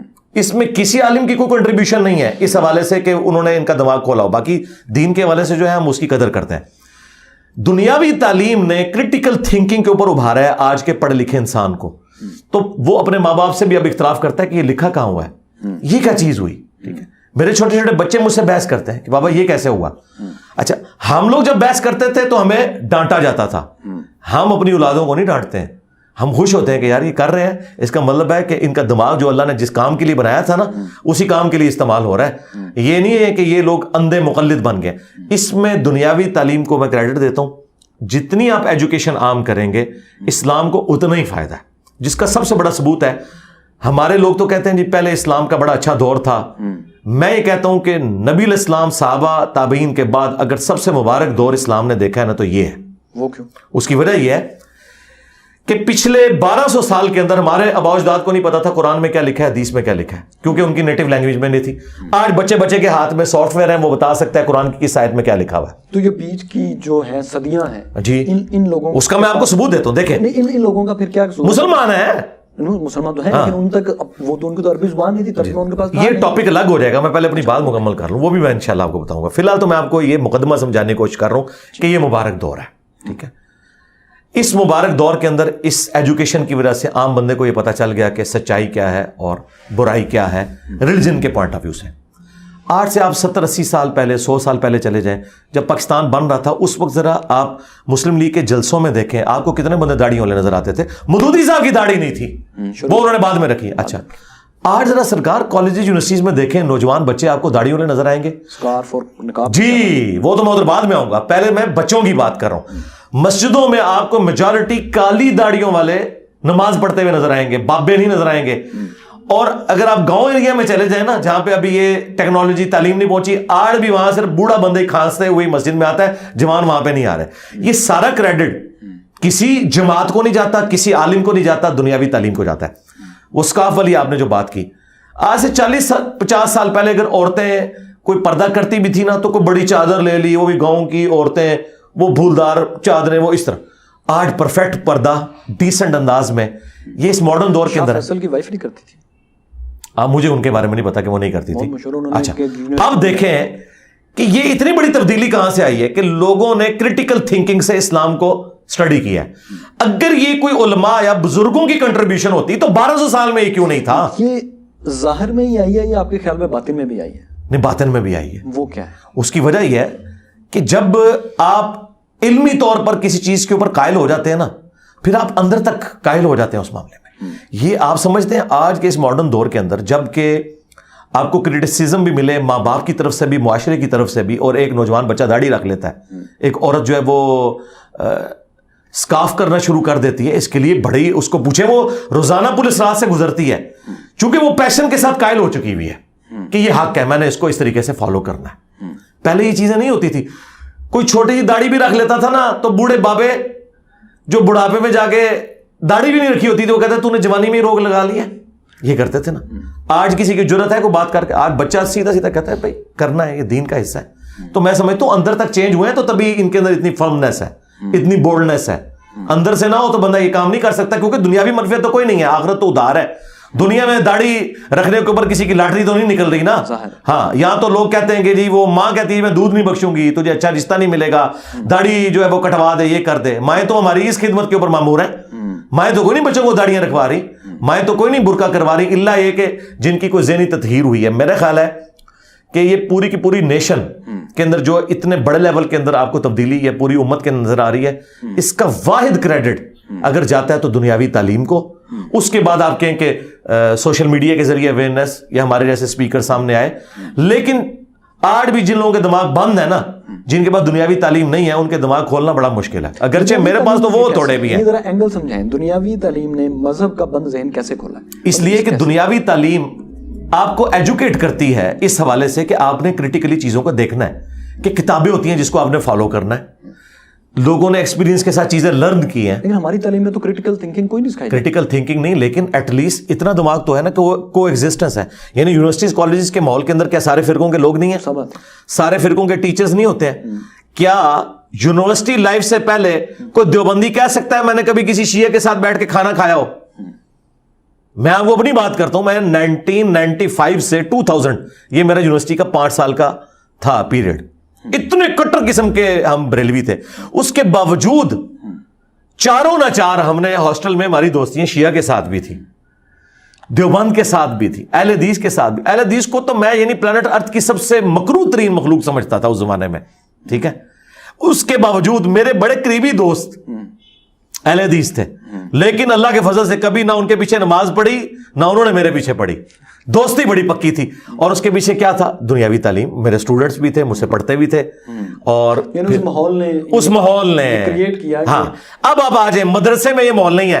دیوبند کے مدرسے میں سارے دیوبندی پڑھ رہے ہیں, جی جی جی جی, اور وہ سارے کو یہ پڑھایا جا رہا ہے کہ جنت میں آپ نے جانا ہے, باقی سب کافر ہیں. بریلویوں کے مدرسے میں سارے بریلوی پڑھ رہے ہیں, ان کو یہ بتایا جا رہا ہے کہ جنت میں آپ نے جانا ہے, باقی سارے کافر ہیں. یہ ماحول جو ہے وہ آپ کو کہاں, اگر آپ کو بہت زیادہ مثال دیں گے, الازہر یونیورسٹی کی مثال دے دیں گے, ٹھیک ہے. تو سرکار الازہر سے جو پڑھ کے آ رہے ہیں ان کو دیکھ لیں, وہ جب آ کے یہاں تھوڑی کریٹیکل تھنکنگ شروع کرتے ہیں. پیر کرم شاہ صاحب الازہری, انہوں نے بریلوی مکتب کے ایک نمائندہ عالم ہوتے ہوئے, وہ اعلیٰ حضرت حمزہ بریلوی صاحب کے پوتا شاگرد ہیں. مفتی نعیم الدین مراد آبادی سے 1947 میں انہوں نے درس حدیث لیا ہوا ہے, جو کہ ڈائریکٹ اعلیٰ حضرت کے خلیفہ تھے. اور پیر کرم شاہ صاحب کے شاگرد ہیں آگے ڈاکٹر طاہر القادری صاحب. انہوں نے کریٹیکل تھنکنگ کی نا. آج آپ بریلوی سے آگے پوچھیں, وہ کہتے ہیں کہ یہ تو ہمارے ایگریڈ اپان عالم ہی نہیں رہے. اچھا, تو وہ دیکھیں, وہ وہاں پڑھ کے آئے نا, دماغ کھل گیا. انہوں نے آ کے پھر کہا کہ نہیں یار, کچھ لنگوسٹک کے بیریئر ہیں. ایون شاہ منروانی صاحب نے ٹی وی میں آ کے خود کہا تھا کٹیرا پروگرام کے اندر کہ دیوبند اور بریلوی کا اختلاف لنگوسٹک کا ہے.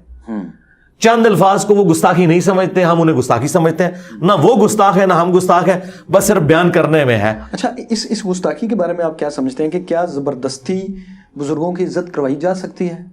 نہیں کروائی جا سکتی. میرے دنیا میں چھوڑے جانے کے بعد تو بالکل نہیں کروائی جا سکتی. یہ تو آپ بھول جائیں. آپ تو کسی جینون بزرگ کی بھی بزرگی منوانے کے لیے نا آپ کو دلیل پیش کرنی پڑے گی. تو یہ جعلی ان کے تو ویسے ہی نہیں کو ماننے کے لیے کوئی نہیں کروا سکتا. جی, میمز بنیں گے. ایون اصلی بزرگوں کے بھی جب آپ زبردستی لوگوں کو ڈنڈے کے زور پر کروانا چاہیں گے تو کیا لوگ کریں گے؟ مجھے بتائیں, اللہ کے فضل سے میرے اسٹوڈنٹس کی تعداد ان کے سارے بزرگوں کے ماننے والوں سے زیادہ ہے. تو کیا میں نے کوئی بندے بھرتی کیے ہیں؟ کوئی میری چندہ بک ہے, میں تو اپنی جیب سے کھلاتا ہوں. کوئی مدرسہ نہیں, کوئی مسجد نہیں ہے, کوئی لیگیسی نہیں بہت لمبی. یہ ٹوٹل 13-14 سال ہے. ان میں سے بھی یہ 2017 میں جب پہلی دفعہ مرڈر اٹیمپٹ ہوا, اس کے بعد سے لوگوں نے مجھے تھوڑا بہت سیریس لینا شروع کیا. پھر انہوں نے دوسرا بندہ بھیجا مارنے کے لیے, پھر تیسرا بھیجا, 3 تو 9 ہیں, اس کے علاوہ بھی آتے رہتے ہیں. ہمارے گاہک بن کے, ہمارے کسٹمر ہیں, کوئی مسئلہ نہیں, آئے. تو مسئلہ یہ کہ اس سے پہلے تو یہ چیزیں نہیں تھی نا. تو میں نے یہ سب کچھ ثابت کیا کہ دنیاوی تعلیم کی برکت سے آپ لوگوں کو سچائی بتائیں, جو میں نے سٹارٹ میں کہا تھا, ٹروتھ لور ہوں, ٹروتھ کو ایکسپوز کریں, لوگ آپ کی دل سے عزت کریں گے. اتنے لوگ مجھے بتائیں, میرے مخالفین کتنی ویڈیوز چڑھاتے ہیں, آپ نیچے جا کے کمنٹس پڑھ لیں. مجھے بتائیں کہ کیا ہوتا ہے کہ ایک بندہ میرے خلاف بولتا ہے, نیچے لوگ اس کی طبیعت صاف کر دیتے ہیں, گالی گلوچ نہیں, علمی طریقے سے. کیا وجہ, کیا میں نے کو بھرتی کی؟ میں نہیں, ایسا نہیں ہے.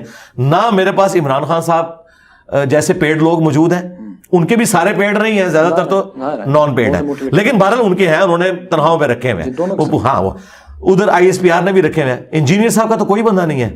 لیکن آپ دیکھ لیں اللہ کے فضل سے, یہ کہتے تھے عمران خان صاحب پاپولر لیڈر ہیں. اب عمران خان صاحب کی بھی ویورشپ آپ یوٹیوب پہ دیکھ لیں اور میری بھی دیکھ لیں. حالانکہ میں اللہ کے فضل سے کسی سیاست میں آنے کا کوئی ارادہ نہیں رکھتا, ٹھیک ہے.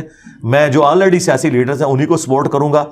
ان کا ایک سمجھ لیں ایک طرح سے ان کا بزرگ بن کے کہ آپ یوں نہ کریں, یوں کریں, اور اخلاقی سپورٹ اپنی جاری رکھیں. اچھا, مجھے ایک بات بتائیں, اسلام میں جنگیں تو بہت ہسٹری میں ہوئی ہیں نا, لیکن ایک فکری جنگ بھی پہلے دن سے بہت شروع سے چل رہی ہے. وہ یہ ہے ریزن کی اور ٹیکسٹ کی لڑائی. ایک بہت مشہور حدیث ہے کہ جو صرف میں مثال کو اس بات کو سمجھانے کے لیے استعمال کروں گا، اس کا بیان کروں گا. الفاظ ہو سکتا ہے کیونکہ میری حدیث کا اس طرح سے ترجمہ عربی اچھا نہیں ہے، لیکن اس کا مفہوم آپ سمجھ جائیں گے کہ نبی پاک صلی اللہ علیہ وسلم نے ایک جماعت کو حکم دیا کہ وہاں جاؤ اور وہاں پہنچ کے مغرب کی نماز پڑھنا. ہاں جی، بنو قریظہ میں، بخاری مسلم دونوں میں حدیث ہے. راستے میں صحابہ میں دیکھا کہ مغرب کا ٹائم ہو گیا تو کچھ نے کہا نہیں، نبی پاک نے کہا تھا وہاں پہنچ کے پڑھنی ہے. ٹھیک ہے، آپ سوال کریں. اس کا مطلب یہ تھا ان کا کہ اتنی تیزی سے جاؤ کہ وہاں جا کے پڑھو، لیکن ان کی غرض یہ تھی، ریزن یہ تھی، اس لیے اگر راستے میں ٹائم ہو گیا تو میں پڑھنا چاہیے. مطلب ایک پہلے دن سے ایک اختلاف چلا آ رہا ہے کہ جو الفاظ ہیں حدیث اور قرآن کے ان پر عمل کرنا ہے یا اس کی لاجک سمجھنی ہے کہ نبی پاک نے اللہ تعالیٰ کہنا کیا چاہتے ہیں. جس کے بعد پھر آپ کو پتا یہ بہت پھیلا، 100-150 سال 100 سال بعد بہت ضلع فرقہ آیا جس نے کہا ہم تو ریزن پہ جائیں گے، ایک نے کہا ہم صرف ٹیکسٹ پہ جائیں گے. آپ کس روایت کے امین ہیں؟ آپ کس کے ساتھ کھڑے ہیں آج؟ امام غزالی کے، ابن رشد کے؟ جی میں آپ کو بتاتا ہوں. پہلے تو اس کو میں کلیئر کرتا ہوں جو آپ نے حدیث بیان کی ہے، اسی سے آپ کو پتہ چل جائے گا. یہ حدیث بخاری مسلم دونوں میں ہے صحیح کہ جی صحیح حدیث ہے، بخاری مسلم کی متفق، یعنی پلانٹ ارتھ پہ سب سے اسٹرانگ حدیث وہ ہے جو بخاری میں ہے اور بخاری مسلم دونوں میں یہ حدیث موجود ہے. بنو قریظہ والا ایشو ہوا تھا غزوہ خندق کے موقع پر، انہوں نے بد عہدی کی تھی تو حضرت جبرائیل علیہ السلام انسانی شکل میں آئے اور کہا یا رسول اللہ ہم نے بھی ابھی ہتھیار نہیں اتارے، آپ نے کیوں اتار دیے؟ اب بنو قریظہ سے بدلہ لیا جائے گا. تو آپ علیہ السلام نے صحابہ کرام کو کہا کہ عصر کی نماز نہیں پڑھنی مگر بنو قریظہ میں جا کر ان کے قلعوں کے پاس عصر کی نماز. اچھا، اب جب وہ صحابہ کرام گئے تو سورج غروب ہونے کے قریب تھا. کچھ نے اس کی لاجک کو فالو کرتے ہوئے راستے میں نماز پڑھ لی کہ نبی علیہ السلام کا کہنے کا مقصد تھا کہ تیزی سے پہنچنا ہے وہاں. ٹھیک ہے. دوسروں نے کہا کہ ہم منون وہی اس پر عمل کریں گے تاکہ ہم سیف سائڈ پہ رہیں کہ نماز اگر قضا بھی ہوگی تو خیر ہے، ہم وہاں جا کر پہلے وہاں پہنچیں، نماز ہم وہاں پڑھیں. اچھا، ٹیکسٹ کو فالو کیا ان لوگوں نے جنہوں نے اپنی نماز قضا کر دی، وہاں جا کے پڑھی. ہاں وہاں جا کے پڑھی، انہوں نے ٹیکسٹ کو فالو کیا. حکم یہ تھا کہ وہاں جا کے پڑھنی ہے. ہاں جی، مقصد کو چھوڑیں. اور فقہ کو فالو کیا، ٹرو انڈرسٹینڈنگ کو فالو کیا، اسے فقہ کہا جاتا ہے. جنہوں نے نماز راستے میں پڑھ لی انہوں نے ریزن ان کا ہاں انہوں نے کہا کہ ہاں. اچھا، بخاری مسلم کے الفاظ ہیں جب دونوں کا معاملہ حضور کے سامنے پیش کیا گیا تو آپ نے دونوں کے بارے میں کوئی کامنٹس نہیں کیے. اوکے، اٹ مینس کہ حدیث تقریری ہوگی، دونوں کو آپ نے ایکسپٹ کر لیا. تو اس کا مطلب یہ ہے کہ اگر کوئی ٹیکسٹ کو فالو کرے اسے بھی کوئی کریٹیسائز نہیں کر سکتا، اگر کوئی لاجک کو فالو کرے اسے بھی کوئی کریٹیسائز نہیں کر سکتا. اور یہ چند ایک کیسز میں آئے گا، میجورٹی میں ایسا نہیں آئے گا. اصل مسئلہ امت کا یہ ہے کہ امت نہ تو ٹیکسٹ کو فالو کر رہی ہے نہ لاجک کو فالو کر رہی ہے. امت یہ کر رہی ہے کہ امت کو جو گمراہ کن پیشوا ملے ہیں نا، انہوں نے جو نظریات لانچ کیے ہیں نا، ان نظریات کو حلال ثابت کرنے کے لیے وہ ٹیکسٹ کو زبردستی گھسیڑتے ہیں، لاجک کو زبردستی گھسیڑتے ہیں. اس لیے میں کہتا ہوں ہمارا مقدمہ آپ گورے کی عدالت میں لے جائیں کہ یہ ٹیکسٹ بک ہے قرآن، انجینئر صاحب یہ کہتے ہیں اور یہی کہتے ہیں، چاہے آپ اس کی تھیم کو فالو کریں یا ٹیکسٹ کو فالو کریں، دونوں صورتوں میں یہ غلط ثابت ہوں گے. یہ انہوں نے بالکل ایک ڈھکوسلا مچایا ہوا ہے اس ٹیکسٹ سے بھاگنے کا.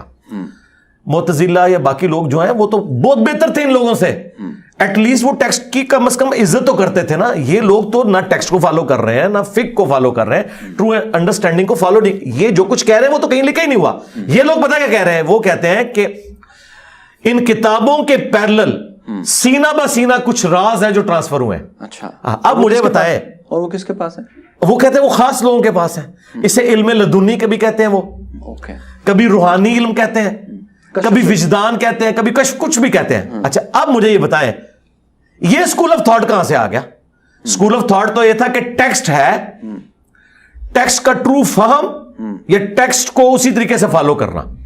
وہ بھی 90% کیسز میں دونوں ایک ہی ہوتے ہیں. کہیں کہیں جا کے آپ کو انٹرپریٹیشن کا فرق پتا چلتا ہے. مثلا جس طرح امام شافعی رحمۃ اللہ علیہ نے قرآن کی جو آیت ہے نا کہ جب تم عورتوں کو چھوؤ گے نا تو طہارت حاصل کرو گے، انہوں نے اس چھونے سے مراد مطلقاً چھونے کو لے لیا، جبکہ امام حنیفہ نے اس سے مراد انٹر کورس کو لیا کہ اس لیول تک جاؤ گے تو طہارت حاصل کرو گے، صرف اپنی بیوی کو ہاتھ لگانے سے وضو نہیں ٹوٹتا. اب یہاں پہ انہوں نے وہ ٹیکسٹ کا نا چھونے سے مراد اس کی لاجک کو امام حنیفہ نے لیا، جبکہ ٹیکسٹ کو بغیر لاجک کے امام شافعی نے لے لیا. ہم امام شافعی کو اس معاملے میں صحیح نہیں سمجھتے، لیکن اپوزٹ رزلٹ تو کسی نے نہیں نکالا. صحیح. یہ نہیں ہے کہ امام حنیفہ نے کہا کہ بھائی عورت کو چھوؤ گے تو غسل نہیں کرو گے, یا امام شافعی نے کہا کہ ہاتھ بھی لگاؤ گے تو غسل نہیں کرو گے. دونوں نے نکالا, ایک نے کہا کہ غسل فرض ہوگا, ٹھیک ہے, اگر آپ انٹر کورس کریں گے. دوسرے نے کہا نہیں, آپ نے ٹچ بھی کیا, غسل تو فرض نہیں ہوگا لیکن وضو آپ کا ٹوٹ جائے گا. طہارت سے مراد یہاں وضو ہے. یہ صوفیاء کا مذہب ہے, جس کو روحانیت کا نام انہوں نے دیا ہوا ہے, یہ سب کا سب فراڈ ہے. یہ بالکل کوئی اسلام کے اندر نہیں ہے. اسلام میں جو کچھ ہے وہ ٹیکسٹ کے اندر ہے, اسی سے آپ نے چیزیں اپنی ثابت کرنی ہے. یہ بالکل اپوزٹ رزلٹ نکالتے ہیں اور اسے کہتے ہیں روحانیت کا نام دیتے ہیں. تو یہ لوگ تو اس میں سے بالکل نکل گئے ہوئے ہیں. ہم دونوں اسکول آف تھاٹ کو پیرلل میں لے کے چل رہے ہوتے ہیں. جہاں کہیں بھی ہوتا ہے, میں اب کئی معاملے میں امام شافعی کے فہم کو قرآن و سنت کے مطابق سمجھتا ہوں, کئی معاملات میں امام حنیفہ کے فہم کو میں قرآن و سنت کے مطابق سمجھتا ہوں. مثلا امام شافعی کا یہ موقف ہے کہ خون نکلنے سے وضو نہیں ٹوٹتا, میں اس موقف میں ان کے ساتھ ہوں, کیونکہ اس کو سپورٹیو حدیث موجود ہے ابو داؤد کی کہ وہ پیرے پہ کچھ اصحاب تھے, انہیں تیر لگتے رہے, ان کا خون نکلتا رہا, نبی علیہ السلام نے نماز دہرانے کا نہیں کہا. جبکہ امام حنیفہ کے نزدیک خون نکلنے سے وضو ٹوٹ جاتا ہے, ان کے پاس کوئی دلیل نہیں ہے, ٹھیک ہے, اور نہ یہ خون ناپاک ہے. وہ صرف عورت کے مخصوص ایام کا خون ناپاک ہے, عام خون جو ہے وہ پاک ہے اور نہ اسے وضو ٹوٹتا ہے. صحابہ کی تو زندگی جنگوں سے عبارت تھی, یہ رسک لیے نہیں جا سکتا تھا. اس معاملے میں میں امام شافعی کو صحیح مانتا ہوں, لیکن عورت کو ہاتھ لگانے سے وضو ٹوٹ جاتا ہے, اس میں امام حنیفہ کا موقف بالکل درست ہے کہ نہیں ٹوٹتا. بخاری مسلم میں حدیث ہے, اما عائشہ کہتی ہیں حجرہ تنگ تھا اور ہمارے گھر دیے بھی نہیں ہوتے تھے. نبی علیہ السلام جب تہجد کی نماز پڑھتے تھے, میں آپ کے سامنے لیٹی ہوتی تھی, جب سجدے میں جانے لگتے میرے پاؤں ٹو دیتے, میں پاؤں سمیٹ لیتی, جب آپ قیام میں جاتے تو وہ میں سیدھے کر لیتی. تو عورت کو ہاتھ لگانے سے وضو نہیں ٹوٹتا. اب امام شافعی کے اس مسئلے کی تکلیف آج کروڑوں مسلمان کاٹ رہے ہیں. انڈونیشیا اور ملیشیا کے چونکہ شافعی ہیں, انہوں نے اپنی عورتوں کے ہاتھوں پہ دستانے گرمیوں میں پہنائے ہوتے ہیں اور ہاتھ میں ہاتھ ڈال کے چل رہے ہوتے ہیں, کیونکہ وہ کہتے ہیں اگر نیکڈ چھو لیا تو ہمارا وضو ٹوٹ جائے گا اور ہمارا طواف فارغ ہو جائے گا. ایک بندے نے غلطی کی, اس کا خمیازہ آج تک امت کو بھگتنا پڑ رہا ہے, ٹھیک ہے. دوسری طرف امام حنیفہ نے ایک فتویٰ دے دیا, ٹھیک ہے. اچھا, ہم دونوں کو جو سچائی اور غلط ہونے کا فیصلہ احادیث کی بنیاد پہ کر رہے ہیں, اپنی رائے سے نہیں کر رہے. یہ مودودی صاحب پہ بھی الزام لگاتا ہے, نہیں مودودی صاحب اینڈ پہ کہتے ہیں میری رائے ہے. مودودی صاحب کہتے ہیں کہ اس مسئلے میں میری رائے ہے کہ امام حنیفہ صحیح رزلٹ پہ پہنچے, اس مسئلے میں میری رائے ہے کہ امام شافعی صحیح رزلٹ پہ پہنچے. وہ اپنی رائے تو کوئی پیش ہی نہیں کرتے, وہ کہتے ہیں آلریڈی جو ایگزسٹنگ رائے تھی. اور شاہ ولی اللہ دہلوی نے تو حجت اللہ البالغہ میں یہاں تک لکھا کہ آج ہمارے پاس حدیث کی کتابیں موجود ہیں, ہم بڑے آسانی سے فیصلہ کر سکتے ہیں کہ کہاں امام شافعی کو ٹھوکر لگی, کہاں امام حنیفہ کو ٹھوکر لگی. ہم ایک ایسی فقہ مرتب کریں کہ جس کی جو بات قرآن و سنت کے مطابق ہے وہ لے لے, اور جو اس کے خلاف ہے اسے چھوڑ دیں. اور یہ میں نے کر دیا, جو شاہ ولی اللہ کا خواب تھا وہ میں نے پورا کر دیا. اچھا, لیکن اسلامی تاریخ میں ہم یہ دیکھتے ہیں کہ اصلاح کی کوئی بھی بڑی کوشش جو بہت سارے فالوورز کو ساتھ لے آئے, وہ الٹیمیٹلی ایک نئے فرقے پہ منتج ہو جاتی ہے, اس کسی کے چاہتے یا نہ چاہتے ہوئے بھی. کہیں یہ نہ ہو آپ کی تحریک؟ ہاں جی, ہمارے کیس میں اس لیے نہیں ہوگا. سید مودودی کے اوپر بھی آپ کو پتا نا بہت سے الزامات یہ لگا دیتے ہیں کہ یہ تو بتائیں کیا مودودی صاحب نے فرقہ بنا لیا؟ نہیں بنایا بس پھر, لیکن یہ تو بس وہ آپ کو جواب مل گیا نا, مودودی صاحب کا والا جواب مل گیا نا کہ انہوں نے یہ سب کچھ کر کے فرقہ نہیں بنا. جناب جماعت اسلامی کی مساجد اور ان کے لوگ اتنے ٹالرنس والے ہیں کہ آپ وہاں جا کے ٹکیا رکھ کے شیعہ کی طرح نماز پڑھیں. ہاں بالکل ایسا, اونچی آمین کہیں, ان کے ماتھے پہ بل بھی نہیں آئے گا. پنجابی میں ہم کہتے ہیں ٹڈو, ہر مسلمان سے محبت کرتے ہیں. لہذا مودودی صاحب نے ان تمام علماء کے چہرے پر سیاہی مل گئی جو یہ دعویٰ کرتے تھے. اچھا, ہم تو مودودی صاحب سے بھی اگلا ورژن ہے. مودودی صاحب کی باتیں تو چھپی ہوئی تھی, ہماری ویڈیو میں ریکارڈڈ ہے, ٹھیک ہے. جتنے فرقے پیدا ہوتے ہیں نا, وہ پہلے یہ ڈکلیئر کرتے ہیں کہ ہم وہ فرقہ ہیں اور باقی ساروں کے پیچھے نمازیں نہیں ہوتی, باقی سارے جہنمی ہیں. ہم تو کہتے ہیں ساروں کے پیچھے نمازیں ہوتی ہیں. ہم بالکل الٹ چل رہے ہیں. ہمیں کوئی فرقہ ثابت کرے تو وہ فرقے کو, مثلا اگر آپ کہتے ہیں کہ جی یہ اس بوتل کو آپ کہیں کہ یہ جو ہے وہ موٹر بائک ہے, تو کوئی بات مانے گا؟ اس کو موٹر بائک ثابت کرنے کے لیے آپ کو جھوٹ بولنا پڑے گا. ہاں, بوتل کے کلر میں آپ کر سکتے ہیں, کوئی کہ جی یہ گولڈن ہے, کوئی کہ جی نہیں یہ تانبے کا ہے, یہ اس کے اوپر تو بات ہو سکتی ہے, لیکن یہ تو بڑا ظلم ہے. اب مجھے بتائیں, فرقوں کی جو نٹوریس چیزیں وہ ہوتی ہیں کہ ان کی ایک ٹیکسٹ بک ہوتی ہے. میری بتائیں کون سی ٹیکسٹ بک ہے؟ ان کی مسجد ہوتی ہے, ان کی مدرسہ ہوتا ہے. نہیں, وہ ویڈیوز میں بخاری مسلم کے والے ہیں. پھر اگر آپ یہ کہنا چاہ رہے ہیں کہ میں امام بخاری امام مسلم کی لیگیسی لے کے چل رہا ہوں تو یہ میرے لیے آنر ہے. یہی تو ہم کہہ رہے ہیں کہ تم لوگ ٹنی ہو, سنی تو میں ہوں, پھر میں بکس کو لے کے چل رہا ہوں نا. تو بتائیں میری وہ کتاب کہاں ہے, میری چندہ بک دکھائیں کہاں ہے, میرا مدرسہ کہاں ہے جہاں میں بندے بنا کے پروڈیوس کر رہا ہوں, اور وہ کتاب کہاں ہے جس میں آپ کافر ڈکلیئر کرتے ہیں. انہوں نے ایک دوسرے کو کافر ڈکلیئر کیا ہے. اعلیٰ حضرت نے اسام الارمین میں کہا کہ دیوبند علماء کے کفر میں شک کرنے والا بھی کافر ہے, اور اس کے جواب میں المحند المفند میں علماء دیوبند نے شریف تھانوی نے سائن کیے کہ احمد بریلوی کی پوری جماعت شیطانی لشکر ہے جو ہم پہ حملہ آور ہوا ہے. میں نے یہ کام کیا ہی نہیں, میں کہتا ہوں ساروں کے پیچھے نمازیں پڑھو. وہ تمام نٹوریس چیزیں جو ان کے بابوں میں تھی ان میں ایک بھی خرابی، ان کی گندگی میرے اندر موجود نہیں ہے، تو مجھے کیسے فرقہ کہتے ہیں؟ اچھا سر، قرآن پاک تمام انسانیت کے لیے رہنما ہے یا صرف مسلمانوں کے لیے؟ یہ سوال میں اس لیے کر رہا ہوں کہ سورہ بقرہ کی بالکل آغاز میں ہی قرآن پاک میں یہ فرما دیا گیا ہے کہ یہ کتاب ان کے لیے ہدایت ہے جو متقی ہیں، جو غیب پر ایمان لائیں۔ جی جی، سب سے پہلے تو یہ اتنی غلط انٹرپریٹیشن کی لوگوں نے کہ جو کوئی داڑھی پگڑی والے لوگ ہیں، کوئی ایمان پہ چلنے والے لوگ ہیں، یہ وہ لوگ ہیں کہ جن کے بارے میں قرآن میں آیا ہے کہ جی ہدایت صرف ان کے پاس ہے۔ بالکل جھوٹ ہے۔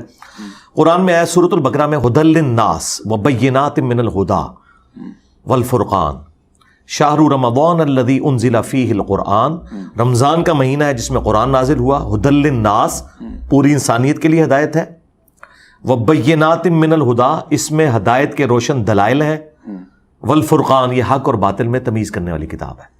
تو یہاں تو آگے پوری انسانیت۔ اب آ جائیں جو آیت آپ نے کوٹ کی، ہاں جی ہاں جی، نہیں وہ ہے ھدی للمتقین، صرف ان کے لیے جو پہلے ایمان لے کے جی باقی انسانوں نہیں صرف ان کے لیے نہیں، ھدی للمتقین، ایمان تو بعد میں ذکر ہوا ہے، سٹارٹ یہاں سے ہوا ہے نا، تو وہیں سے آیا نا ھدی للمتقین، یہ ڈر جانے والوں کے لیے ہدایت ہے۔ جی یہی جو ڈر جاتے ہیں، جس طرح میں ڈر جاتا ہوں کہ ایک بیج زمین میں بویا جاتا ہے 6 ارب گنا درخت کو کیسے بن جاتا ہے، میں ڈر جاتا ہوں سوچ کے یہ کیسے ہو جاتا ہے۔ میں ڈر جاتا ہوں یہ سوچ کے کہ ایک انڈے کو توڑ کے ہم اس سے اپنا ناشتہ تیار کرتے ہیں، لیکن وہی انڈا 22 دن کے لیے ایک خاص حالت میں مرغی کے نیچے یا مشین میں جاتا ہے تو اس میں سے ایک چوزا نکل آتا ہے، حالانکہ اس کے اندر جو لیس دار مادہ ہے اس کا کوئی دور دور تک لینا دینا ہی نہیں اس کی چونچ کے ساتھ، اس کے پروں کے ساتھ، اس کی ایروفائل سٹرکچر کے ساتھ۔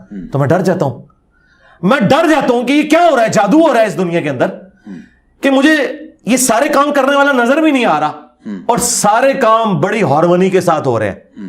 ڈر جانے والوں کے لیے ھدی للمتقین، جو ڈر جائیں کہ یہ سب کچھ کسی کے بنانے سے بنا ہے اور اس نے مجھے بھی بنایا اور اس پلینٹ ارتھ کے اوپر پٹ کیا، میری مرضی کے بغیر مجھے اس نے پیدا کر دیا۔ اگر میں نے اسے تلاش کر کے اس کے دامن میں پناہ نہ لی تو ابھی تک جو کچھ اس نے میرے ساتھ کیا بعد میں بھی کرے گا اور مجھے کوئی اس سے بچا نہیں سکتا۔ سب سے powerful supreme being, super natural agency, supreme authority وہ ہستی ہے۔ ھدی للمتقین، ڈر جانے والوں کے لیے۔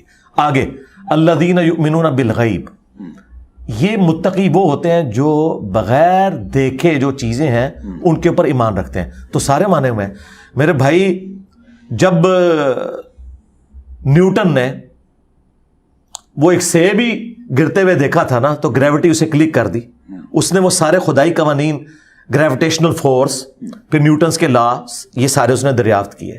آئنسٹائن کا تو مقولہ کتنا زبردست ہے کہ religion without science is blind and science without religion is lame, یعنی سائنس جو ہے وہ ریلیجن کے بغیر کچھ بھی نہیں ہے اور ریلیجن بغیر سائنس کے اندھا ہے، کیونکہ یہ آنکھیں جو آپ کو دکھاتی ہیں کہ سب کچھ کسی کے کرنے سے ہو رہا ہے۔ تو یہ ساری کی ساری چیزیں بتا رہی ہیں کہ ایک خدا کا کانسیپٹ ہے، یہ کتابوں کا، باقی نماز، یہ ساری کی ساری چیزیں بعد میں صحیح۔ تو یہ پوری انسانیت کے لیے ہدایت ہے۔ ایگزسٹنس آف گاڈ یہ اصل ایشو ہے، ونس گاڈ ایگزسٹ باقی سارے سوال انویلڈ ہو جائیں گے۔ اوکے، لیکن جو آپ نے اس آیت کی تشریح کی، آپ کو یوں نہیں لگتا کہ یہ سادگی سے معاملہ آگے چلا گیا؟ ترجمے میں اگر ہم کریں تو اب اس کو جب تک اس آیت کی تشریح نہیں ہوگی تو یہ والا مطلب سمجھ نہیں آئے گا جو آپ نے بتایا۔ نہیں، مطلب تو آ گیا نا، جب دوسری آیت آ گئی ھدی للناس، پوری انسانیت کے لیے قرآن جو ہے وہ ہدایت ہے۔ مجھے بتائیں یہ کتنی بڑی 2 نمبری کی لوگوں نے کہ ھدی للمتقین ھدی للمتقین کر کے پوری امت کو گمراہ کیا انہوں نے، اور متقین سے مراد خود اپنے آپ کو لے لیا۔ اسی تو میں کہہ رہا ہوں انہیں ویٹیکن سٹی میں بٹھائیں، یہ ہے ظالم۔ یہ اگر اسلام کے لیے مخلص تھے ھدی للناس کیوں نہیں بتایا؟ آپ جیسا بندہ، کتنی عمر ہو چکی ہے آپ کی؟ 44 ہو کے، میں آلموسٹ 46 کا، 44 ایئرز کی ایج میں ایک انٹلیکچوئل بھی کہہ رہا ہے ھدی للمتقین، اسے ھدی للناس کا نہیں پتا اس کے پیچھے مجرم کون ہے۔ ھدی للناس اگر رٹوایا جاتا کہ پوری انسانیت کے لیے، پھر تو لوگوں نے کہا تھا مولویو تسی سائڈ تے، وہ میرے لیے بھی قرآن میں ہدایت موجود ہے۔ انہوں نے ہدی للمتقین پر اس کی غلط انٹرپریٹیشن کرنی شروع کی. تو یہ انٹرپریٹیشن بچ جانی تھی اگر میں قرآن ترجمے سے پڑھتا. ہدی للناس تک بھی میں نے پہنچ جانا تھا. سورہ بقرہ میں ہی ہدی للمتقین ہے اور ہدی للناس بھی سورہ بقرہ کے اندر ہی موجود ہے.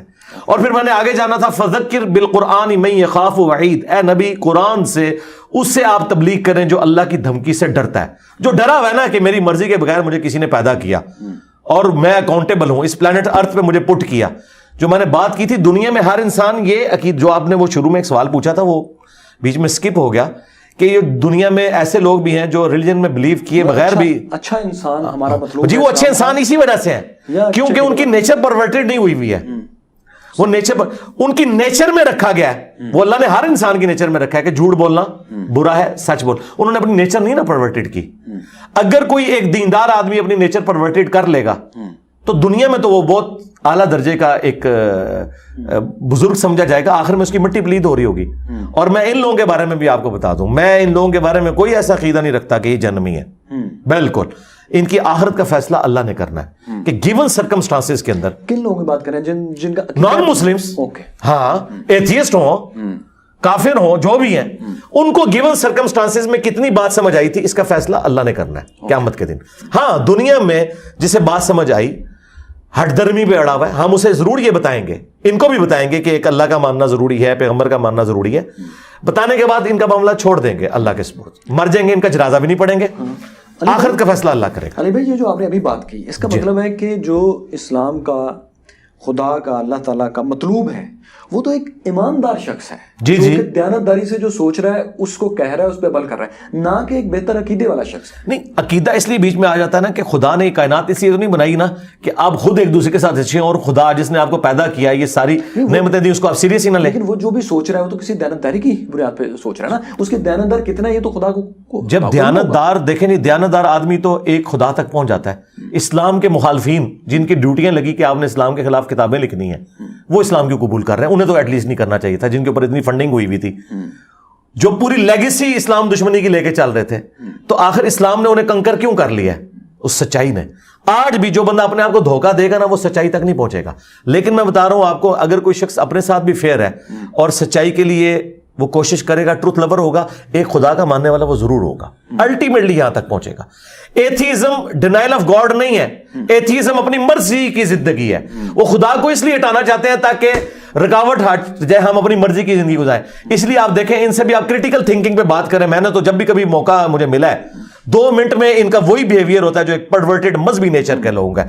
انہی کے اصول اور مبادی پہ, سائنس کی بنیاد پہ. ظاہر ہے کہ وہ تو یہ سمجھ رہے ہوتے ہیں کہ میں ایک جاہل آدمی کے ساتھ, وہ تو ایک کوالیفائڈ انجینئر کے ساتھ بیٹھے ہیں, تو میں کہتا ہوں سائنس پہ بات کر لو, انٹروپی پہ بات کر لو, second law of thermodynamics پہ بات کر لو, لیکن اصول پہ رہنا ہے. مولویوں کو اس لیے دھوکہ دیتے ہیں, ان بیچاروں کو یہ چیزیں نہیں پتا. مجھے تو پتا ہے نا, میں کہتا ہوں اصول کھڑا کرتے ہیں, آؤ اس میں رنگ بھرتے ہیں, جہاں تم غلط ہوئے تم سرنڈر کرو گے, جہاں میں غلط ہوا میں سرنڈر کروں گا. 2 منٹ میں وہی ان کی باتیں اسی طریقے سے جو ہے نا غصے سے جو ہے وہ اتنی ہو جاتی ہیں اور یہاں سے تھوک نکلنی شروع ہو جاتی ہے 2 منٹ کے اندر. وہ بھی ایک پورے کا پورا کلٹ بن چکا ہے. علمی بحث کا تو انداز نہیں ہوتا.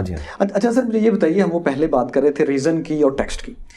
ہم دیکھتے ہیں اسلامک ہسٹری میں کہ 12ویں صدی تک مسلمانوں میں ابن الہیشم بھی آ رہا ہے, ابن سینا بھی آ رہا ہے, البیرونی بھی آ رہا ہے, جابر بن حیان بھی آ رہا ہے, فلاسفرز بھی آ رہے ہیں, سب آ رہے ہیں. لیکن اچانک 13ویں صدی سے یہ سٹارٹ ہوتا ہے کہ ڈکلائن شروع ہو جاتا ہے. ابدال, کتب, اولیاء, ان کی تعداد صوفیاء کی, شاعروں کی بڑھتی جاتی ہے, اور یہ لوگ ایک دم بند ہو جاتے ہیں.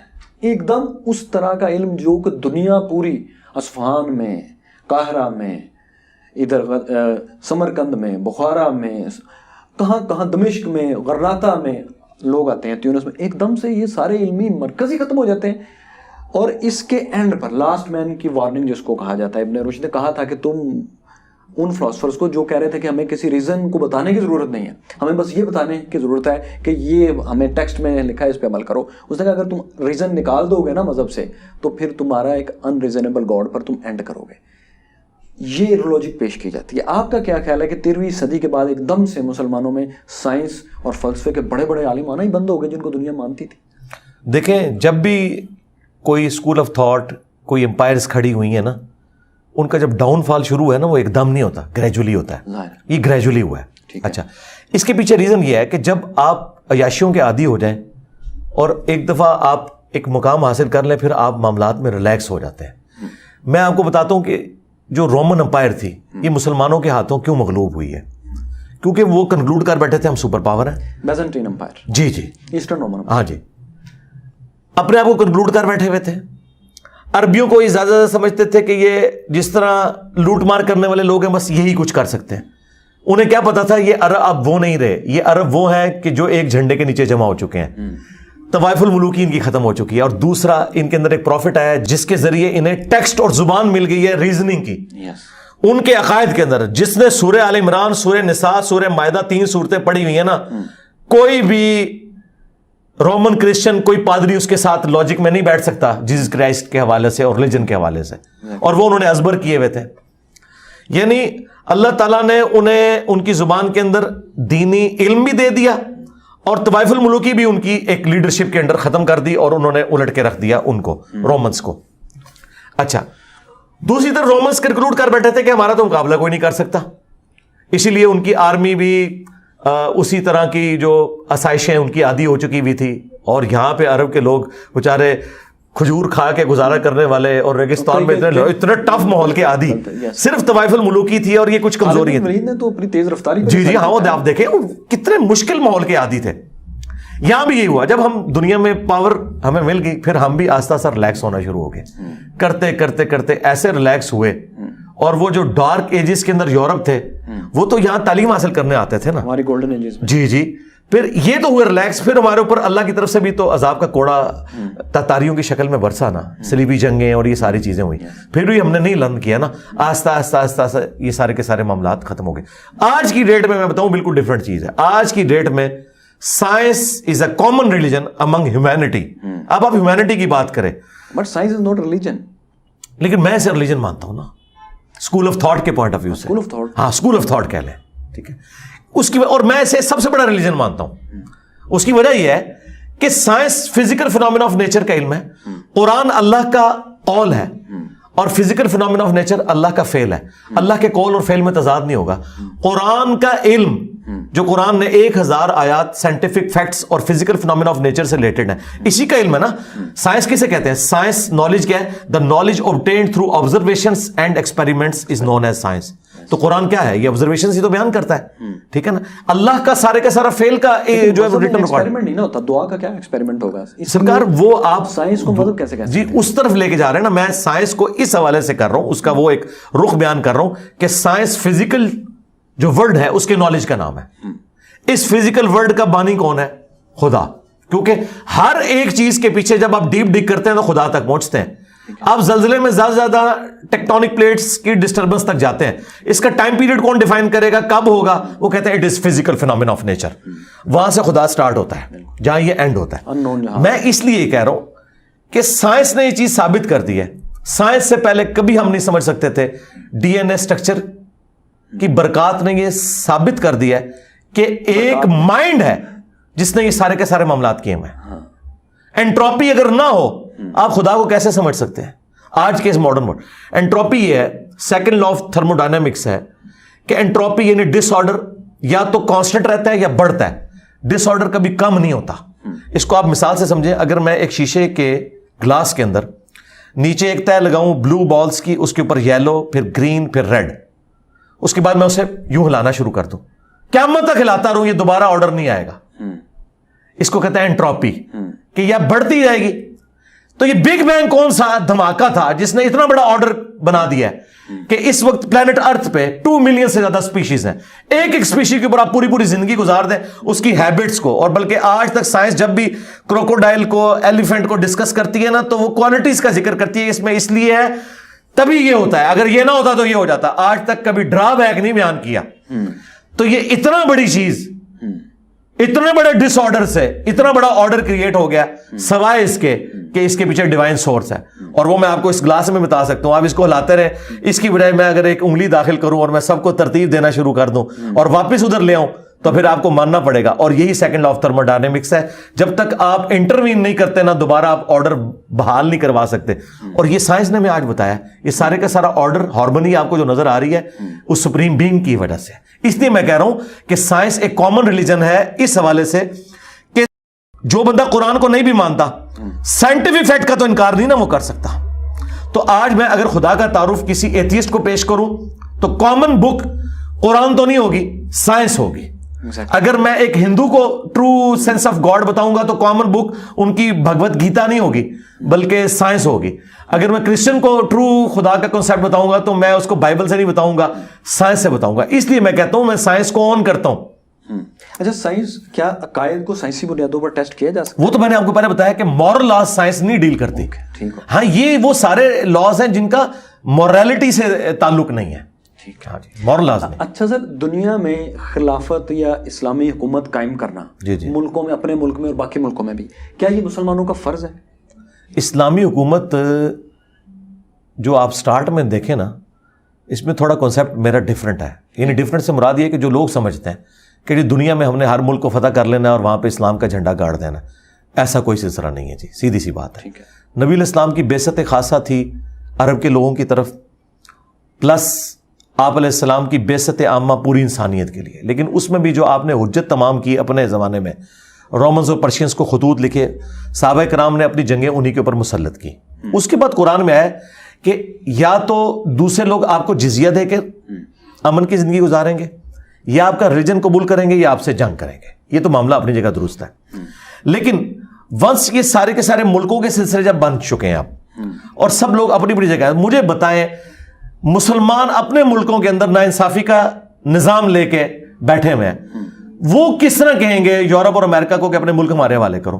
ہاں آج اگر ہم ان سے بیسٹ سسٹم رکھتے ہو نا تو ہمیں یہ رائٹ حاصل ہے کہ ہم ان سے یہ کہیں کہ بھئی امن کا نظام ہو. جس طرح وہ ٹھیکیدار امریکہ بنا ہے نا دنیا میں، حالانکہ وہ بدماشی کر رہا ہے کہ جی میں یہاں پہ ڈیموکریسی لے کے آؤں گا، حالانکہ ملوکیت بھی وہی لے کے آتے ہیں. وہ کہتے ہیں ورلڈ آرڈر. میں کہتا ہوں کہ اگر امریکہ کی جگہ پہ ہم ہو نا اور ہم اسلامک ورلڈ آرڈر چلانا چاہیں تو ہمیں ضرور چلانا چاہیے، لیکن دنیا میں امن کے لیے، بدماشی کے لیے نہیں. اور اگر یہ نہیں ہے تو ہمیں بالکل کوئی ضرورت نہیں ہے. میرا خیال ہے وہاں لوگ زیادہ اچھی زندگی گزار رہے ہیں مسلمان ملکوں سے. اچھا سر، اسلام نے اپنے آنے کے بعد دنیا کو وہ کیا بہتر چیزیں دیں؟ کیا بہتری، کون سا ٹیڑھ تھا جس کو سیدھا کیا جو اس سے پہلے سیدھا نہیں تھا یا خراب، یا لوگوں کے پاس وہ بہتر چیز نہیں تھی جو ہم نے دی؟ سب سے بڑی چیز یہ ہے کہ ہم نے فریڈم آف ایکسپریشن دی ہے کہ آپ اپنے بادشاہ سے ہٹ کے بھی اپنا ریلیجن رکھ سکتے ہیں. آپ کو رائٹ ہے کہ آپ اپنے ریلیجن کے مطابق زندگی گزاریں. یہ رائٹ آپ کو نہ پرشینز دیتے تھے نہ رومنز دیتے تھے. 632 سے پہلے یہ نہیں تھا. نہیں تھا. کہاں تھا؟ آپ کے سامنے یہ سب کچھ. آج جو ہم عورتوں کے حقوق کی بات کر رہے ہیں، بتائیں عورتوں کی کیا حیثیت تھی رومنز اور پرشینز کے ہاں؟ آج اسلام سے مورل لاز چوری کر کر کے ہمیں بتا رہے ہو کہ ہیومن ڈگنیٹی کیا ہے. اگر یہ تھی تو اسلام سے پہلے کہاں مری ہوئی تھی ساری ہیومن ڈگنیٹی؟ یہ سارے تھپیڑے کھا کے جو انسانیت نے سیکھا ہے، اس کے اندر سب سے بڑا ہاتھ ہمارے پروفٹ کا ہے صلی اللہ علیہ وسلم. ورنہ ان سے پہلے دکھائے نا جتنی سویلائزیشنز تھی وہاں عورت کا کیا مقام ہوتا تھا.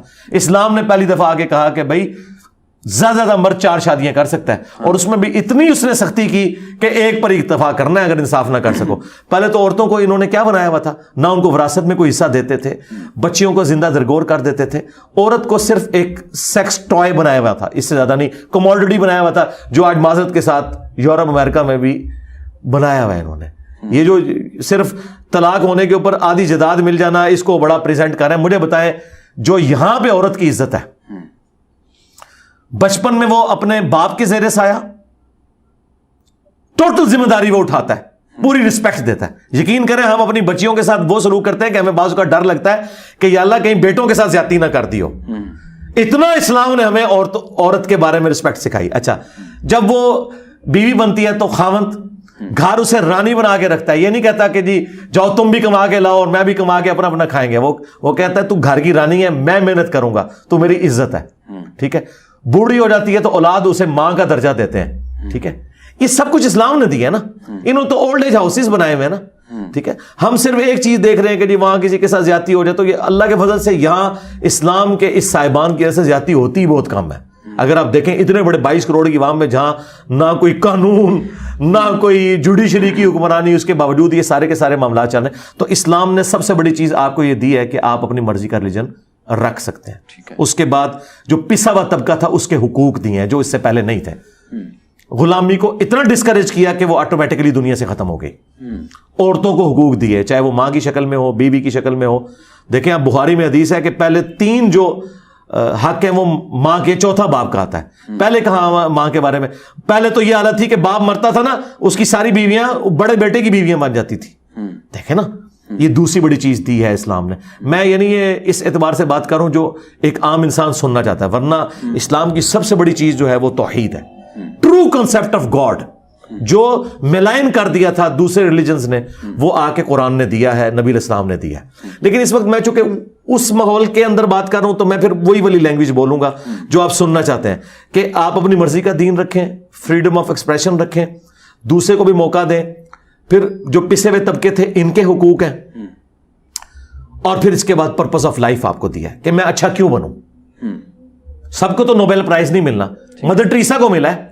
اس طرح کی کئی عورتیں ہیں جو ہر شہر میں آپ کو ایک ایک دو لوگ ایسے نظر آئیں گے جو کر رہے ہیں, انہیں نوبل پرائز نہیں ملتا, وہ ملالا کو ہی ملا. ٹھیک ہے, یہ لوگ کیوں کریں؟ انہوں نے کس سے اجر لینا ہے؟ خدا سے. خدا اورینٹڈ اس حوالے سے کیا کہ آپ جو کر رہے ہیں دنیا میں آپ کی کوئی پذیرائی نہ بھی ہو, تب بھی اس ہستی نے آپ کو ہمیشہ کی زندگی دینی ہے جس میں اس نے ان تمام چیزوں کے عوض آپ کو اجر دینا ہے. یہ تین بڑی بڑی چیزیں. اچھا سر, لیکن ہم دیکھتے ہیں کہ چائنیز ہیں, 1 ارب سے اوپر ان کی آبادی ہے, بدھ ہیں, ان کا تو آخرت کا کوئی تصور نہیں ہے, اور زمانوں سے نہیں ہے, کنفیوشس کے دور سے نہیں ہے. اس کے باوجود انہوں نے ترقیاں بھی کی ہیں, ان کی ہینڈ سویلائزیشن, ان کی کئی پیڑھیاں گزر گئیں, اور ان میں ایجادات ہوئیں, مورالٹی بھی ہے, ترقی بھی کر رہے ہیں.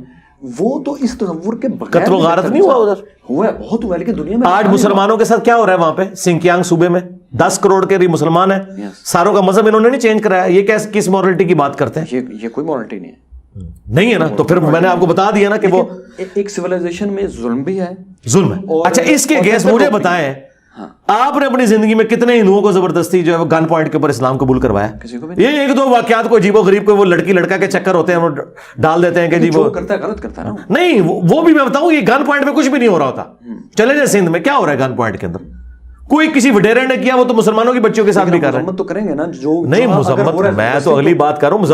مذمت تو میں نے سٹارٹ سے کی ہے, مذمت کی ہے تو تبھی میں وہ چائنیز کا سب سے برا ایسپیکٹ پیش کر رہا ہوں نا. اس کے اگینسٹ میں بتا رہا ہوں کہ پاکستان میں کتنے ہندوؤں کو ہم نے زبردستی یا کرسچنس کو اسلام میں داخل کر دیا, کوئی نہیں کیا. وہ ایون اپنے وہ آزادی سے زندگی بھی گزار رہے ہیں. دیکھیں, پولیٹیکل ریزن کی نہیں میں بات کر رہا, پولیٹیکل ریزن پہ مختلف اقوام میں, ان کے ملکوں میں, نیشنز میں یہ ہے, کہیں ظلم بھی ہے, کہیں ٹھیک. لیکن میں بات کر رہا ہوں ابھی, چونکہ یہ دوبارہ بات خیر سٹارٹ ہوگی مورالٹی کی, کہ وہاں پر آخرت کا کوئی تصور نہیں ہے. چائنیز کسی آخرت کو نہیں مانتے, کنفیوشس کے دور سے نہیں مانتے, بدھ کے یہاں بھی کسی جنت کا اس طرح کا تصور نہیں ہے جیسا ہمارے یہاں ہے, لیکن ان میں بھی جو ہے مورالٹی ایگزسٹ کرتی ہے. تو ٹھیک ہے, اس مورالٹی کو میں اسلام کی مورالٹی سے کمپیئر کروا لیتا ہوں. وہاں کی عورت لے آئیں آپ. مجھے تو میری آنکھوں میں آنسو آ گئے. میں جب 2004 میں گیا چائنا ایک آفیشیل ٹور پہ آفس کی طرف سے, یار میرا دل اتنا دکھا کہ 90% دکانوں کے اوپر عورتیں جابز کر رہی ہیں. میں نے کہا یار یہ بچیاں ایک چیز بیچنے کی خاطر, وہ پھر یہ ہمارے جو پٹھان ہے نا, یہ تو پھر بھی 1000 کی چیز بتا کے نا آپ کو 100-150 کی دیتے ہیں نا. وہ اگر 1000 کی بتائیں آپ ان کو کہ میں 2 روپے دوں گا, تو 2 روپے کی وہ دے بھی دیں گے بحث کرنے کے بعد. وہاں بارگیننگ اتنی زیادہ ہے. تو مجھے کچھ چیزیں بھی خریدنے کا اتفاق ہوا, تو مجھے وہ بچیاں ساری دیکھ کے نا ترس آ رہا تھا ان کے اوپر.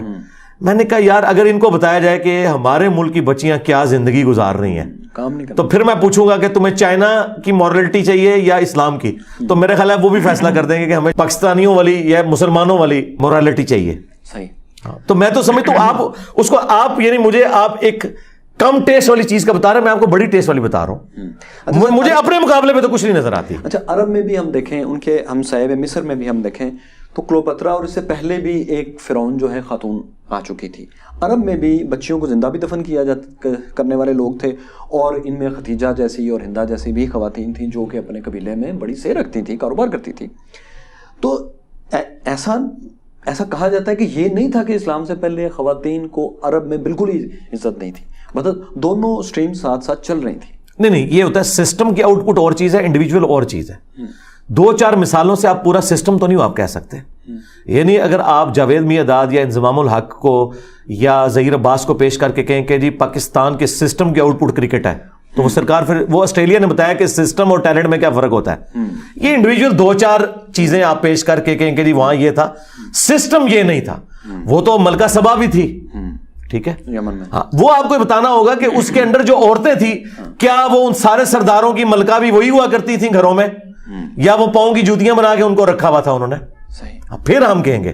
لیکن اسلام میں آپ کو بتاؤں, اسلام میں یہی تھا کہ اسلام میں اگرچہ حکمرانی مردوں کی ہوتی تھی اوور آل حکومت میں بھی, لیکن گھر کے اندر ملکہ جو ہے وہ عورت ہی تھی. اچھا, اسلام کا عورت کے بارے میں اوریجنل پرسپیکٹو کیا ہے کہ وہ جیسے امام غزالی کہتے ہیں کہ وہ اپنے شوہر کی دستنگر ہوگی, اس کے غلام, اس کی سروس میں ہوگی, اس کے غلام ہوگی, وہ اس کا پوٹینشیل اس سے کب ہوگا. ابن رشد کہتے ہیں کہ نہیں, یہ اس کا پوٹینشیل مرد کے برابر ہے. اور پھر ہم دیکھتے ہیں کہ عقیقے میں بھی عورت کی جو قربانی ہے, جو اس کا عقیقہ کیا جاتا ہے, وہ بھی مرد سے کم کیا جاتا ہے. تو ایسا کیوں ہے؟ ہاں یہ آپ کو کم والی چیزیں, اب میں زیادہ والی چیزیں بھی گنوا دیتا ہوں, پھر آپ کیا کریں گے؟ مثلا بخاری مسلم میں حدیث ہے, نبی علیہ السلام سے ایک صحابی نے آ کے پوچھا کہ میرا جو حسن سلوک کا حقدار سب سے زیادہ پلانٹ ارتھ پہ کون ہے؟ فرمایا تیری ماں. پوچھا گیا اس کے بعد, فرمایا تیری ماں. پوچھا گیا اس کے بعد, فرمایا تیری ماں. چوتھی بار پوچھا, فرمایا تیرا باپ. اب آپ کیا کریں گے؟ آپ نے تو آدھی مثال دی, میں نے تو آپ کو 1 اور 3 کی ریشو بتا دی ہے. تو ادھر تو یہ ہے اوور آل ہیومن ڈگنیٹی میں مرد و عورت برابر ہیں جی اسلام. لیکن جب ایک خاندانی ادارہ وجود میں آئے گا, ٹھیک ہے, تو پھر ایک خاندان کا ایک ہی سربراہ ہوتا ہے. دنیا میں کوئی فیکٹری ہے جس کے 2 سربراہ ہوں, حکم ایک ہی چلے گا. ایک کائنات کا بھی نظام ایک کے اوپر چل رہا ہے, یہ تو دنیا نے مان لیا ہے. جو اسٹیبلش فیکٹ ہے آپ ان کو مانیں. اسلام یہ کہتا ہے کہ جب ادارے کے طور پر ایک خاندان وجود میں آئے گا تو اس کی لیڈرشپ مرد کے حوالے ہوگی, لیکن رسپانسبلٹیز دونوں کی اپنی اپنی جگہ ہے. بخاری مسلم دونوں میں حدیث ہے, تم میں سے ہر شخص نگہبان ہے, اس سے اس کی رعیت کے بارے میں پوچھا جائے گا. پھر نبی علیہ السلام نے فرمایا کہ ایک مرد اپنی عورت اور بچوں کے اوپر نگہبان ہے, اس سے اس کے بارے میں پوچھا جائے گا. ایک عورت اپنے خاوند کے مال اور اس کی اولاد کے اوپر نگہبان ہے, اس سے اس کے بارے میں پوچھا جائے گا. ایک حکمران اپنی رعایا کے اوپر نگہبان ہے, اس سے اس کے بارے میں پوچھا جائے گا. تو عورت بھی حکمرانی کر رہی ہے, مرد بھی حکمرانی کر رہا ہے. لیکن اوور آل جب ایک خاندانی ادارہ ہے تو جب ویٹو پاور کی باری آئے گی, پھر وہ مرد اپنی ویٹو پاور یوز کرے گا as a last resort. Otherwise اللہ تعالیٰ نے ڈیوٹی تو مرد کی لگا دی ہے کہ اس نے کما کے اسے کھلانا ہے. قرآن میں تو ہے نان و نفقے کی ذمہ داری مرد کے اوپر, عورت کے اوپر نہیں. حق مہر عورت نے دینا, مرد نے دینا ہے. تو یہ ساری کی ساری اپنی فائنینشیل انپٹ, پوری اپنی زندگی کی کمائیاں وہ تو عورت کے اوپر مرد لگا رہا ہے, تو وہ اس کو ڈگنیٹی دے رہا ہے نا, ایک عزت دے رہا ہے نا. تو اس حوالے سے باقی جو آپ وہ والی باقی باتیں کر رہے ہیں نا, اس کی لاجک کیا ہے کہ ہم اس کا حقیقت میں اس کی لاجک میں جو لوگ تباہ آزمائی کرتے ہیں نا, ہم ان لوگوں کے ساتھ ایگری نہیں کرتے ہیں. لاجکس میں بھی بہت پیش کر دوں گا. ٹھیک ہے, اس کی لاجک صرف یہ ہے کہ ول آف گاڈ ہے, خدا کا حکم ہے. قرآن میں واضح ہے لا یسأل عما یفعل وہم یسألون. اللہ کو کوئی پوچھ نہیں سکتا, اللہ ہر ایک کو پوچھ سکتا ہے. یہ جن علماء کو ہم بڑا بنا کے پیش کرتے ہیں, کئی علماء نے اس کی لاجکس بھی دی ہیں کہ دیکھیں جی, عورت جو بیبی گرل ہے نا, بیماریوں کے اگینسٹ ریزسٹنس اس کے اندر زیادہ ہوتی ہے ایز کمپیئر ٹو مرد کے. تو اس لیے مرد کی طرف سے ڈبل صدقہ کرنا چاہیے, اس کو زیادہ بیماریاں لگ سکتی ہیں ایز کمپیئر ٹو عورت کے. لاجک دی ہے لوگوں نے, لیکن میں اس لاجک کو نہیں بائی کرتا. میں کہتا ہوں ول آف گاڈ ہے. اچھا ہاں جی, میں اس سے آگے چلتا ہوں. مجھے بتائیں, یہ علماء یہاں تو تباہ آزمائی کر لیں گے, میں اگلی بات کروں گا کہ ایک دفعہ مرد کیوں نہیں پریگنینسی کی تکلیف سے گزرتا ہے ایک بچے کے لیے, اور دوسری دفعہ عورت, یہ انصاف کیوں نہیں ہے؟ اب سارے علماء اور سارے مفکرین اور فلاسفر مل کے مجھے اس کی لاجک پیش کر دیں. الٹیمیٹلی یہ میری بات کریں گے ول آف گاڈ. یہ قرآن کی آیت ہے لا یسأل عما یفعل وہم یسألون. اللہ کو کوئی نہیں پوچھ سکتا اس نے یہ کام کیوں کیا, اللہ سب کو پوچھ سکتا ہے. اس طرح کے جتنے معاملات ہیں ہم لاجک اپنی ایک لمیٹڈ سوچ کے مطابق دیتے ہیں, باقی سب کے پیچھے ول آف گاڈ ہے. اچھا سر, آپ نے یہ کہا کہ 2-4 یہ جو خواتین ہیں یہ انڈیویجول ایگزامپلز ہیں, جبکہ انڈیویجول نہیں ہیں. ہم دیکھتے ہیں کہ جہاں جہاں خواتین کو موقع ملتا ہے, آپ کن الزبتھ کو لیں, آپ گولڈا مائر کو لیں, آپ بینظیر بھٹو کو لیں, آپ عام سے, یہ تو ٹاپ ہے نا جو پاورفل وومنس تھیں. جن سوسائٹیز میں آج خواتین کو موقع ملتا ہے وہاں وہ ہر جگہ اپنے آپ کو دکھاتی ہیں. ایون ابھی آپ ڈی این اے کوڈ کی بات کر رہے تھے, اس کو ڈیسائفر کرنے والے, اس کو سب سے پہلے اس کو کھولنے والی خاتون تھی. سائنس کی ترقی میں جہاں جہاں یعنی ان کو موقع ملا ہے, انہوں نے پوٹینشیل دکھایا کہ وہ کسی سے کم نہیں ہے. اس لیے میرا خیال ہے کہ یہ انڈیویجول ایگزامپلز نہیں ہیں. نہیں, میں نے اس طرف تو بات ہی نہیں کی ہے. میں اس حوالے سے بات کر رہا ہوں مورل ویلیوز کے پوائنٹ آف ویو سے میں بات کر رہا تھا.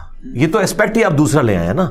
مورل ویلیوز میں بات کر رہا تھا. جو آپ یہ کہہ رہے ہیں نا کہ جی وہ عرب میں بڑا عورتوں کو مقام دیا ہوا تھا انہوں نے, اور آپ نے ایک دو مثالیں پیش کی, وہ میں اس پوائنٹ آف ویو سے بات کر رہا تھا.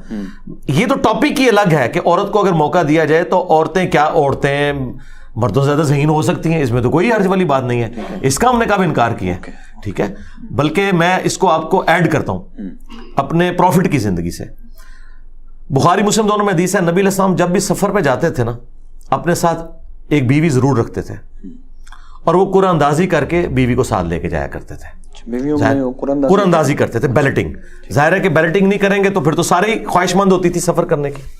ٹھیک ہے, کسی سفر میں سیدہ عائشہ ساتھ ہوتی تھیں, کسی سفر میں سیدہ ام سلمہ ساتھ ہوتی تھیں, کسی سفر میں سیدہ ام حبیبہ ساتھ ہوتی تھی, مختلف. وہ کیوں؟ عورت مرد کی نفسیات کو سب زیادہ سمجھتی ہے. بیوی جو ہے اس کی, اسے پتا ہے کہ غصے میں کس طرف اس کا رخ جا رہا ہوتا ہے, اور اس کے غصے کو ٹھنڈا کرنے کے لیے میں نے کیا مشورہ دینا ہے. نبی علیہ السلام کو بھی جو سب سے بیسٹ مشورے ہیں وہ آپ کی بیویوں نے دیے ہوئے ہیں. میں آپ کو مثال دیتا ہوں صحیح بخاری سے. میں تو آپ کی بات کو آگے لے کے چل رہا ہوں. صحیح بخاری میں ہے کہ صلح حدیبیہ کا جب ایشو آیا نا, تو نبی علیہ السلام نے خواب دیکھا تھا. وہ خواب قرآن میں رپورٹ ہوا کہ نبی علیہ السلام نے خواب میں دیکھا کہ میں عمرے پہ جا رہا ہوں, اور ہم لوگ سر بھی مڈا رہے ہیں, بعض سر کے بال چھوٹے کروا رہے ہیں. تو آپ نے صحابہ کو کہا کہ احرام باندھو, ہم اب عمرے کے لیے جائیں گے, کیونکہ نبی کا خواب وحی الہی ہوتا ہے. سورہ فتح میں اس خواب کا بھی ذکر آیا. سب نے باندھا, اور سارے ذوق و شوق سے 1400 صحابہ جا رہے ہیں, اتنے سالوں کے بعد, 6 سال کے بعد آلموسٹ. راستے میں وہ عرب کے لوگوں نے آ کے آپ کو کاؤنٹر کیا کہ آپ کو عرب میں نہیں جانے دیں گے ہم. اچھا, لڑ سکتے نہیں تھے کیونکہ غزوہ خندق میں شکست کھائی بھی تھی 5 ہجری کے اندر, یہ 6 ہجری تھا. تو وہ عبادت کے لیے جا رہے ہیں, لڑنے تھوڑی. ہاں, لڑنے نہیں جا رہے, لیکن ان کو تھا نا کہ یہ 1400 کے لوگ آ رہے ہیں جن کے دل کے اندر اس طرح کی قدورت ہوتی ہے, وہ اگلے کو تو یہ ایکسپیکٹ کر رہے ہوتے ہیں کہ یہ آ کے قبضہ کر لیں گے. یہ تو ہم کہہ رہے ہیں نا, وہ تو دوسری پارٹی تو ڈری ہوئی ہوتی ہے. تو انہوں نے کہا آپ ہمارے ساتھ پیس ٹریٹی کریں.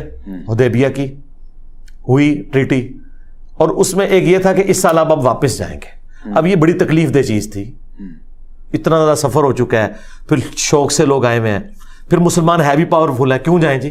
ان کا اس سال تو آپ واپس جائیں, ہماری ناک رکھ لیں, اگلے سال ہم 3 دن کے لیے مکہ خالی کر دیں گے, پہاڑوں میں چلے جائیں گے, آپ لوگ آزادی سے گھومے پھریں, اور پھر آپ واپس چلے جائیے گا, تاکہ ہماری بھی عزت رہ جائے کہ ہم بھی اتنے پاورفل ہیں کہ آپ کو روک لیا. نبی علیہ السلام اس پہ بھی ایگری کر گئے.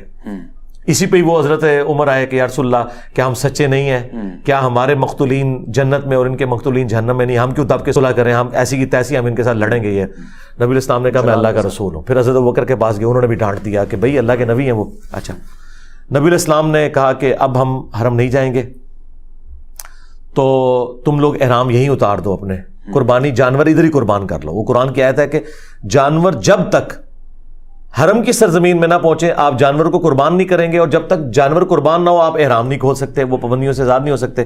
تو نبی علیہ السلام نے کہا کہ بس اب حدیبیہ پہ ہی اپنے جانور ذبح کرو. اب یہ کیسے ہضم ہو مسلمانوں کو؟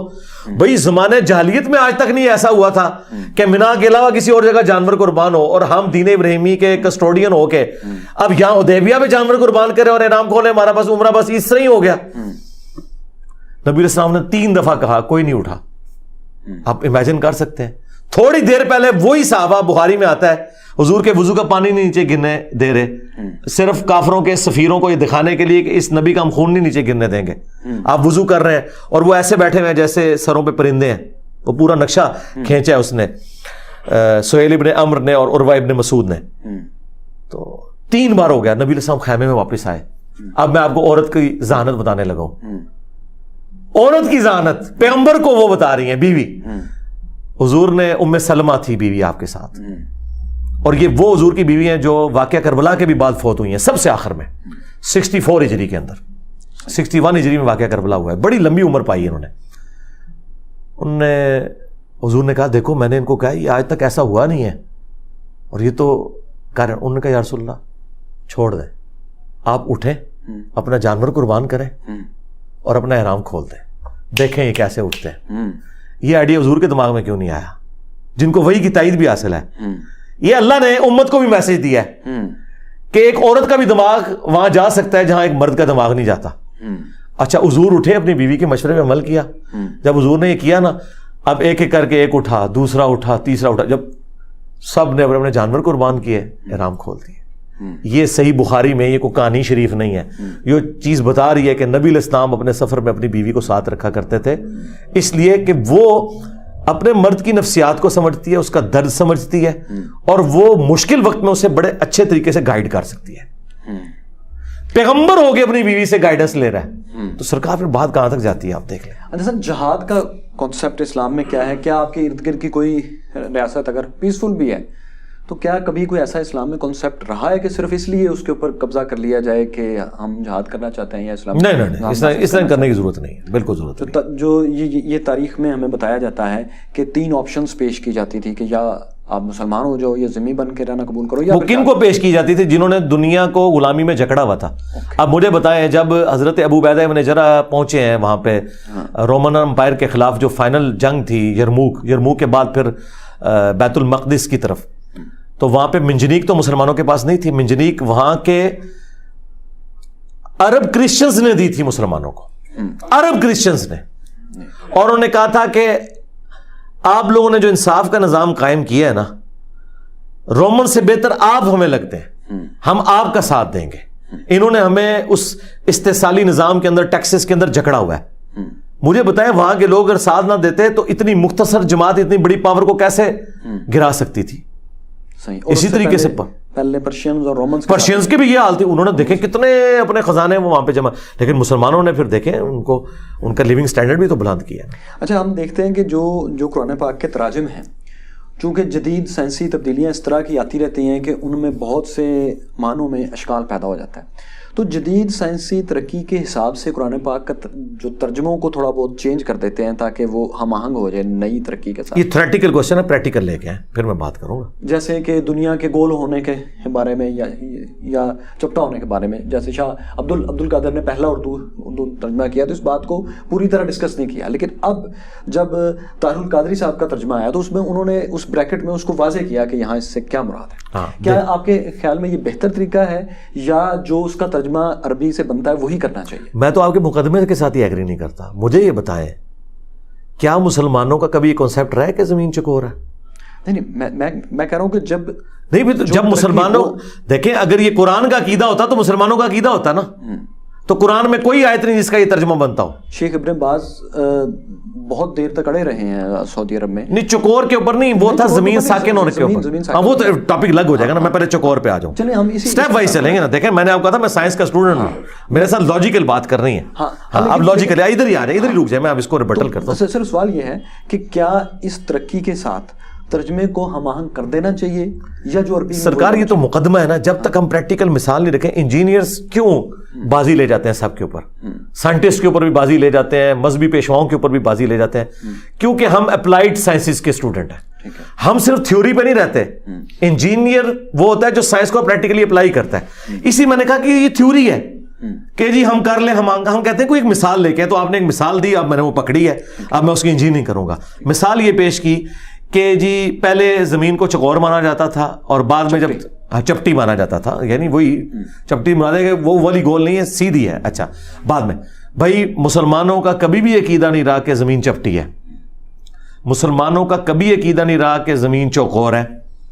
مسلمانوں کا شروع سے یہ عقیدہ ہے کہ مسلمان زمین کو گول ہی مانتے ہیں. اچھا, اس کا ثبوت یہ ہے کہ سب سے پہلے زمین کا سرکمفرنس البیرونی نے کیلکولیٹ کیا, مسلمان تھا, عباسی حکومت عروج پہ تھی, اس نے انعام دیا اسے. اگر قرآن کے خلاف اس نے ایک چیز ثابت کی تھی تو وہ تو قتل ہو جاتا, جس طرح گلیلیو کے ساتھ آپ کے پادریوں نے کیا. ٹھیک ہے, ہاں, تو لہذا یہ کبھی کانسیپٹ نہیں. پھر دوسرا, قرآن میں بار بار آیا ہے کہ ہم رات کو لپیٹ لاتے ہیں. میں کہہ رہا ہوں لوگ ایسے مسلیڈ ہو جائے, گلیلیو بچ گیا تھا وہ بول کے, نہیں وہ مرا نہیں تھا, لیکن چھوڑا تو انہوں نے کچھ نہیں تھا نا. اور گلیلیو بھی پہلے پادری تھا, آپ کو پتا نا, پادری تھا, اور اسے اسائن کی تھی انہوں نے اسائنمنٹ اس حوالے سے کہ تو ہمارا بڑا ہونہار قسم کا ہے, تو تو جو ہے نا اس کو آگے لے کے چل. لیکن وہ تو جب اس نے وہ دوربین بنائی, جب وہ چرچ میں انٹر ہوا, اس نے وہ دیکھا شیشے میں سے, اس کو بڑی نظر آئی, وہ پوری ایک ہسٹری, یعنی وہ اس تک تو پہنچایا نا, زندگی تو جیرن کر دی نا. ہاں, زندگی تو جیرن کی ہے نا, جس نے میری کی ہوئی ہے انہوں نے. ٹھیک ہے نا. تو میں اس پوائنٹ آف ویو سے بات کر رہا تھا. اچھا اب وہاں پہ آ جائیں, البیرونی کو کوئی انہوں نے پھر قرآن میں جو آیا بار بار, ہم لپیٹ لاتے ہیں دن کو رات کے اوپر اور رات کو لپیٹ لاتے ہیں دن کے اوپر. یہ جو لپیٹنے کا کانسیپٹ ہے نا ایک دوسرے کے اوپر, یہ ہمیشہ ایک سفیریکل چیز کے اوپر ہی ہو سکتا ہے. اچھا لہٰذا یہ کبھی کانسیپٹ نہیں تھا کہ زمین چپٹی ہے. ہاں یہ ضرور تھا جو قرآن میں ہے نا کہ ہم نے زمین کو بچھونا بنایا, ٹھیک ہے, جو وہ ایک اگلے دن ایک ہندو عورت نے بھی اس پہ اعتراض کیا تھا. بچھونا قرآن ایک عربی لٹریچر میں بات کرتا ہے.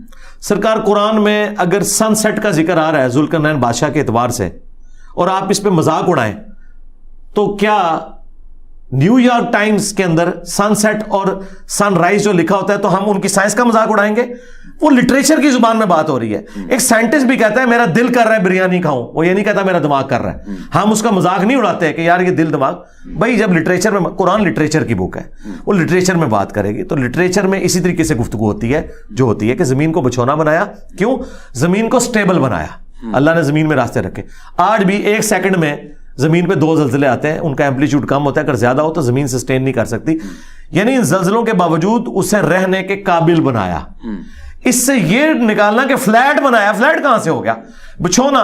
وہ تو پھر آپ کامن آبزرویشن میں لیں تو ایک بہت بڑے سفیر کے اوپر کئی کلومیٹر کی لائن, وہ اسٹریٹ لائن ہوتی ہے, ٹھیک ہے, جیسا یہ اب ایک سرکل ہے, اس کی چھوٹی سی میں اگر لائن کنسیڈر کروں وہ اسٹریٹ لائن ہے. اسی لیے آپ جب بہت اوپر جاتے ہیں پھر آپ کو زمین کی کرویچر نظر آتی ہے. تو جب ہم کہتے ہیں اسٹریٹ روڈ, وہ اسٹریٹ تو نہیں ہوتی, لیکن آپ کامن آبزرویشن کی بات کر رہے ہیں. اس سے کیسے رزلٹ یہ کسی نے نکال لیا؟ وہ رزلٹ ہی. تو قرآن پاک کی جو سائنٹیفک فیکٹس کے حوالے سے وہ ترجمے بعض اوقات بریکٹس لگانی پڑی ہیں, وہ اس وجہ سے لگی کہ جب تک سائنس نے ترقی نہیں کی تھی تو وہ بچھونا آرام سے لکھ دیتے تھے. میں یہی کہہ رہا ہوں, اب وہ بچھونا نہیں لکھتے. نہیں لکھے نا, اب وہ چینج کرتے ہیں. وہ جو میں کہہ رہا ہوں وہ لکھے نا. بچھونا رہنے کے قابل کہ زلزلوں کے باوجود سٹیبلٹی اس کے اندر موجود ہے, یہ سارا کچھ لکھے نا. بچھونا ویلڈ ہے ابھی تک, وہ الٹ نہیں ہوا. یہ میں آپ کو اصل میں ریبٹل کر رہا ہوں کہ پرانا کوئی ترجمہ غلط نہیں ثابت ہوا, وہ ایکسپلین ہوا ہے. تو بھائی جب کوئی چیز ایکسپلین ہوتی ہے تو اسے یہ نہیں کہا جاتا پرانی چیز غلط ہے. ڈالٹن نے جب یہ کہا کہ تمام چیزیں جو ہے وہ ایٹم سے بنی ہوئی ہیں, ٹھیک ہے, اس کے بعد جو کچھ اس نے کہا وہ غلطی ثابت ہوتا گیا, لیکن ایکسپلینیشن میں ایٹم اپنی جگہ موجود ہے. اس نے کہا سب سے چھوٹا جو ہے وہ پارٹیکل جو ہے الیکٹران ہے. اب ہمیں اس کے آگے بھی پتا چلی کہ نہیں یہ بھی ہے. تو الیکٹران تو اپنی جگہ موجود ہے, وہ ختم تو نہیں ہوا نا. تو بچونا اپنی جگہ موجود ہے, وہ ختم نہیں ہوا. اور پھر میں اسلام کا ذرا آپ کو کانسیپٹ بتا دوں, یہ ذرا تلخ بات ہے مسلمانوں کے لیے.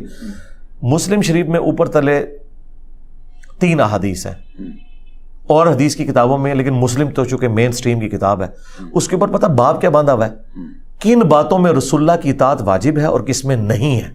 اب آپ حیران ہوں گے کہ نبی ہے اور اطاعت واجب کوئی نہیں. ہاں, اس کے نیچے 3 حدیثیں آئی ہیں. نبی علیہ السلام ایک جگہ سے گزرے, عرب کے لوگ چونکہ نسل در نسل انہوں نے ایکسپیرینس لرن کیا تھا, وہ نر اور مادہ کا ملاپ کروا کے نا کھجور کی فصل زیادہ اچھی حاصل کرتے تھے. نبی علیہ السلام نے ان کو یہ کرتے ہوئے دیکھا تو آپ نے انہیں فرمایا کہ یہ کیوں کرتے ہیں؟ ان کا اس سے فصل اچھی ہوتی ہے. تو آپ نے فرمایا کہ اگر یہ نہ کرو تو